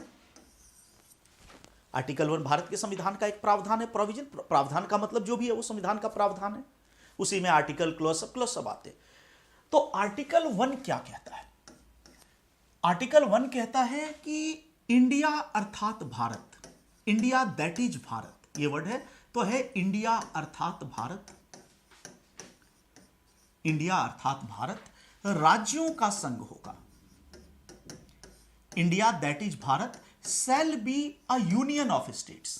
ध्यान रखना है, फेडरेशन वर्ड नहीं है, यूनियन है, परिसंघ नहीं है, यूनियन ऑफ स्टेट्स। बट अभी मैं यूनियन, फेडरेशन, कन्फेडरेशन, संघ परिसंघ, महापरिसंघ के डिबेट में नहीं जाऊंगा। वो फेडरलिज्म पढ़ाते समय शीशे की तरह क्लियर करूंगा कि फेडरल क्या है, यूनियन क्या है, मतलब महापरिसंघ क्या है, परिसंघ क्या है, संघ क्या है। बट अभी वो डिबेट में नहीं जाऊंगा, अभी अनुसूची पढ़ाना है, वो फेडरलिज्म में एकदम क्लियर होगा। बट इतना जान लें कि आर्टिकल 1 ये कहता है कि India that is Bharat shall be a union of states.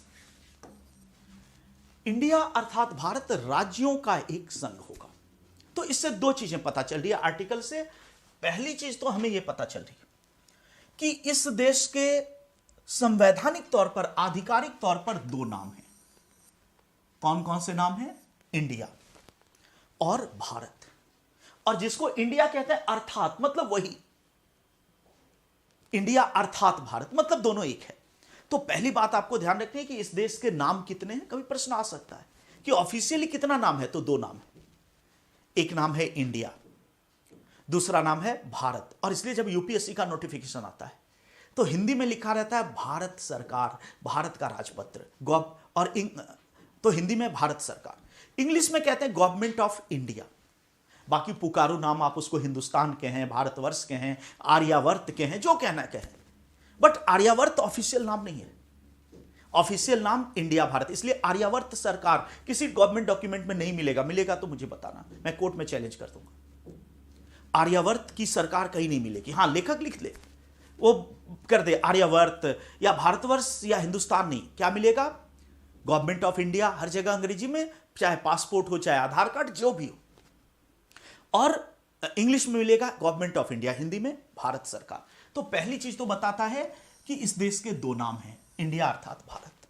उसके बाद कहता है ये जो कंट्री है, देश है इंडिया या भारत, ये कैसा देश होगा? ये राज्यों का संघ होगा। अब संघ परिसंघ पर अभी मैं नहीं जा रहा हूं, अभी मैं इसका सरल अर्थ ले रहा हूं। तकनीकी, इसमें बहुत कुछ टेक्निकल चीजें छिपी हुई हैं, वो अभी डिस्कस नहीं कर रहा, वो फेडरलिज्म में होगा। राज्यों का संघ होगा, इसका मतलब सरल लैंग्वेज में क्या है? तो जिस देश को इंडिया या भारत के नाम से यहां चित्रित किया गया है, वह देश अनेक राज्यों से मिलकर बनेगा। अब इतनी सी बात कह देता है आर्टिकल 1 कि वह अनेक राज्यों से मिलकर बनेगा, उसका एक संघ होगा। लेकिन इसमें कौन कौन से राज्य शामिल हैं? कौन कौन से राज्य शामिल हैं? इसी प्रकार उन राज्यों के प्रमुख क्षेत्र क्या है, उन राज्यों से संबंधित प्रमुख जानकारी तो होनी चाहिए। भाई आपने लिख दिया राज्यों का संघ, तो कौन सा राज्य शामिल है? क्या इसमें कराची शामिल है? क्या इसमें वॉशिंगटन शामिल है? आपको बताना तो पड़ेगा कि इंडिया दैट इज भारत में कौन सा राज्य शामिल है। और इसीलिए दो विकल्प थे संविधान निर्माता के पास। एक विकल्प तो यह था कि इसी में आगे लिखते कि राज्यों के संघ के अंतर्गत फला फला 28 राज्य शामिल होंगे। अभी 28 है। अभी यदि लिखना हो फला फला संघ शासित क्षेत्र शामिल हो, इन 28 राज्यों में से एक एक का ब्यौरा दे कि फला राज्य में असम में ये क्षेत्र शामिल होगा, उसमें ये भाषा, मतलब एक राज्यों का ब्यौरा। तो एक विकल्प यह था कि यही लिख देता, लेकिन माना गया कि यह बहुत व्यवस्थित नहीं होगा। क्यों? क्योंकि आर्टिकल 1 शायद 20 पेज का हो जाता। कोई बड़ी बात नहीं कि 20 पेज का एक आर्टिकल। बड़ा ही अजीब लगता कि कैसा संविधान बनाए कि पहला ही आर्टिकल 20 पेज का। तो उन्होंने दूसरा निर्णय लिया। उन्होंने कहा कि यहां पर केवल इतना ही लिखा होगा, बट जिसको डिटेल जानना हो, अब देखें एक प्रावधान आर्टिकल 1 की व्याख्या, जिसको इसका डिटेल जानना हो कि राज्यों के संघ में क्या शामिल है, क्या नहीं है, क्या उसका डिटेल है, तो इसका सारा डिटेल मिलेगा पहली अनुसूची में। इसका मतलब पहली अनुसूची संविधान के आर्टिकल 1 की व्याख्या करती है। अब आइए अनुसूची की परिभाषा पर, कि अनुसूची संविधान के अंत में दी गई विषयों की वह सूची है जो संविधान के किसी प्रावधान, किसी आर्टिकल, क्लॉज, सब क्लॉज आदि की व्याख्या करती है। तो आर्टिकल 1 की व्याख्या करती है पहली अनुसूची। हमारे संविधान में अभी 12 अनुसूचियां हैं। प्रत्येक अनुसूची किसी न किसी चीज की व्याख्या करती है। जैसे एक दूसरा उदाहरण लीजिए कि हमारे संविधान में विभिन्न प्रकार के पदाधिकारी, राष्ट्रपति, प्रधानमंत्री, उपराष्ट्रपति सब हैं, राज्यपाल, सबके अलग अलग, सुप्रीम कोर्ट के जज, हाई कोर्ट के जज, सबके अलग अलग वेतन हैं, भत्ते हैं। अब दो विकल्प हो सकता था कि संविधान निर्माता जहां राष्ट्रपति संबंधी आर्टिकल बना रहे हैं भाग 5 में, वहीं पे एक आर्टिकल राष्ट्रपति के वेतन का भी बनाए और हर जगह सबका वेतन अलग अलग मेंशन किया जाए कि ये लोकसभा के अध्यक्ष की जगह उसका वेतन, उपराष्ट्रपति की जगह उसका वेतन, मतलब पूरे संविधान में वेतन बिखरा हुआ है। ये उतना व्यवस्थित नहीं। अब मान लीजिए मैं एक रिसर्च स्कॉलर हूं या मैं एक नागरिक हूं, मैं केवल यह जानना चाहता हूं कि प्रमुख संवैधानिक पदाधिकारियों का वेतन कितना है, तो मुझे एक एक पेज पलटना पड़ता कि अध्यक्ष वाला खोजो तो अध्यक्ष का वेतन मिलेगा, उपराष्ट्रपति वाला पेज खोलो तो उपराष्ट्रपति का वेतन मिलेगा, जज वाला पेज खोजो तो जज का, मतलब अलग अलग आर्टिकल में वेतन है। उन्होंने क्या किया? उन्होंने केवल हर जगह यह लिख दिया कि राष्ट्रपति को वेतन मिलेगा, जज को वेतन मिलेगा, और जितने इस तरह के वेतन हैं सबके बारे में कह दिया कि यह वेतन कितना है यह पाया जाएगा दूसरी अनुसूची में। इसका मतलब कि यदि मुझे केवल वेतन देखना हो तो मुझे सीधे सेकंड शेड्यूल पे आ जाना है, उसमें मिल जाएगा। इसका मतलब जज से संबंधित आर्टिकल, राष्ट्रपति से संबंधित वेतन का आर्टिकल, उसकी व्याख्या किसमें पाई जाती है? दूसरी अनुसूची। तो संविधान के अंत में दी गई विषयों की वह सूची जो किसी या किन्हीं प्रावधानों की व्याख्या करती है। इसी तरह थर्ड शेड्यूल, भारत में राष्ट्रपति अलग भूमिका निभाता है, मंत्री की अलग भूमिका है, न्यायाधीश की अलग भूमिका है, सबकी अलग भूमिका है। इसलिए सबके शपथ भी अलग अलग होते, सबके शपथ का प्रारूप अलग है। यदि किसी को केवल शपथ जानना है तो सारे शपथ का प्रारूप कहां पर पाया गया है? तीसरी अनुसूची में। तो ध्यान रखना, यह अनुसूची है संविधान के अंत में दी गई विषयों की सूची, जो संविधान के किसी अनुच्छेद आदि की या किसी क्लॉज, सब किसी प्रावधान की व्याख्या करती है और उसे कहा जाता है अनुसूची। तो दोस्तों यहां पर आकर के हमने आज भारत के संविधान के कुछ बुनियादी चीजों को जाना। सबसे पहले तो हमने एक सेकेंड यह जानने का प्रयास किया कि संविधान और राज व्यवस्था में अंतर क्या है, याद करें यह वाला हिस्सा, और उसके बाद कि संविधान का एक वर्णन किया, उसके तहत आर्टिकल, पार्ट, अनुसूची, इस तरह की बेसिक चीजों को जाना। अपनी कक्षा का टाइमिंग 2 से 4 है और मैं देख पा रहा हूं जहां तक घड़ी कि 3-4 मिनट ही बचे हैं। तो 3-4 मिनट में नई चीज या व्यवस्थित तरीके से टॉपिक की शुरुआत करना संभव नहीं है। तो कल से 2 बजे से एकदम व्यवस्थित तरीके से सिलेबस की शुरुआत होगी। बट आज जो पढ़ाया गया है इससे भी सवाल आता है, तो ध्यान रखना है कि इसको भी पढ़ना है अच्छे से। और कल से हम लोग बिल्कुल सिस्टमैटिक तरीके से सिलेबस के शुरुआत करेंगे और जैसा हमने आपको बोला है उसी पैटर्न पे चलेंगे। केवल कॉन्स्टिट्यूशन नहीं पढ़ाएंगे, कॉन्स्टिट्यूशन एंड पॉलिटी पढ़ाएंगे। 4 दिन की क्लास के बाद आपको एहसास हो जाएगा कि अभी तक आपने कॉन्स्टिट्यूशन ही पढ़ा होगा। मेरा अपना एक्सपीरियंस रहा है कि अभी तक आपने हर जगह कॉन्स्टिट्यूशन ही पढ़ा होगा। पहली बार शायद आपको हो कि कॉन्स्टिट्यूशन के साथ साथ पॉलिटी भी पढ़ाई जाएगी। और ये डिफरेंस दिखना चाहिए, आपको दिखना चाहिए, मेरे कहने से नहीं होगा। बड़ी बड़ी बातें यहां पे पहले दिन में तो सब कहते हैं कि हम दुनिया में आग लगा देंगे, बट आग तब लगेगी जब आप कहेंगे कि हां आग लग गई, और आग लगेगी। तो चिंता मत करिए, ज्ञान की आग जलेगी, ज्वाला फैलेगी। और ये 3-4-5 दिन आप केवल अटेंड करिए। आपको यदि डिफरेंस फील ना हो तो ये 20 ईयर्स का डॉक्टर साहब का अनुभव और 20 साल दिल्ली यूनिवर्सिटी में प्रोफेसरी करना और ऑप्शनल पढ़ाना सब बेकार हो जाएगा। ऐसा आज तक हुआ नहीं। और आपको पता है मुखर्जी नगर में जितने बड़े ऑफलाइन के संस्थान हैं उसमें डॉक्टर साहब का ही नाम हर जगह दिखता है। मैं नाम यहाँ नहीं ले सकता इस फ्रंट पे, तो कोई बात नहीं है। लेकिन कल से 2 बजे से एकदम व्यवस्थित तरीके से सिलेबस, और फिर से वो प्रॉमिस दोहरा रहा हूं कि वर्ड टू वर्ड सिलेबस पढ़ाऊंगा, किसी दूसरे के भरोसे नहीं छोड़ूंगा। पॉलिटी का टॉपिक गवर्नेंस में नहीं पढ़ाऊंगा, वो दूसरे सर पढ़ाएंगे, अभय सर पढ़ाएंगे, बहुत अच्छे से पढ़ाएंगे। मैं पॉलिटी का हिस्सा करूंगा, वर्ड टू वर्ड पढ़ाऊंगा, लास्ट में सिलेबस मिला दूंगा। यहां सिलेबस होगा, आपका कलम होगा, एक एक टॉपिक पूछता जाऊंगा हुआ कि नहीं, और कमेंट में आप लिखते जाएंगे होगा। तो बिल्कुल एक आखिरी कमेंट आया कि जय महाकाल, तो जय महाकाल, एकदम महाकाल की आशीर्वाद सब पर बना रहे। तो चलिए आज यहीं पर समाप्त करते हैं और कल 2 बजे मिलते हैं पॉलिटी की व्यवस्थित कक्षा के साथ। तब तक स्वस्थ रहिए, सुरक्षित रहिए, और सबसे बड़ी बात मैं कहता हूं प्रसन्न रहिए। प्रसन्न रहिए तो आपको भी मजा आएगा और पूरी दुनिया को मजा आएगा। तो कल से व्यवस्थित तरीके से पॉलिटी को पढ़ते हैं। थैंक यू, जय हिंद दोस्तों। कल मिलते हैं 2 बजे।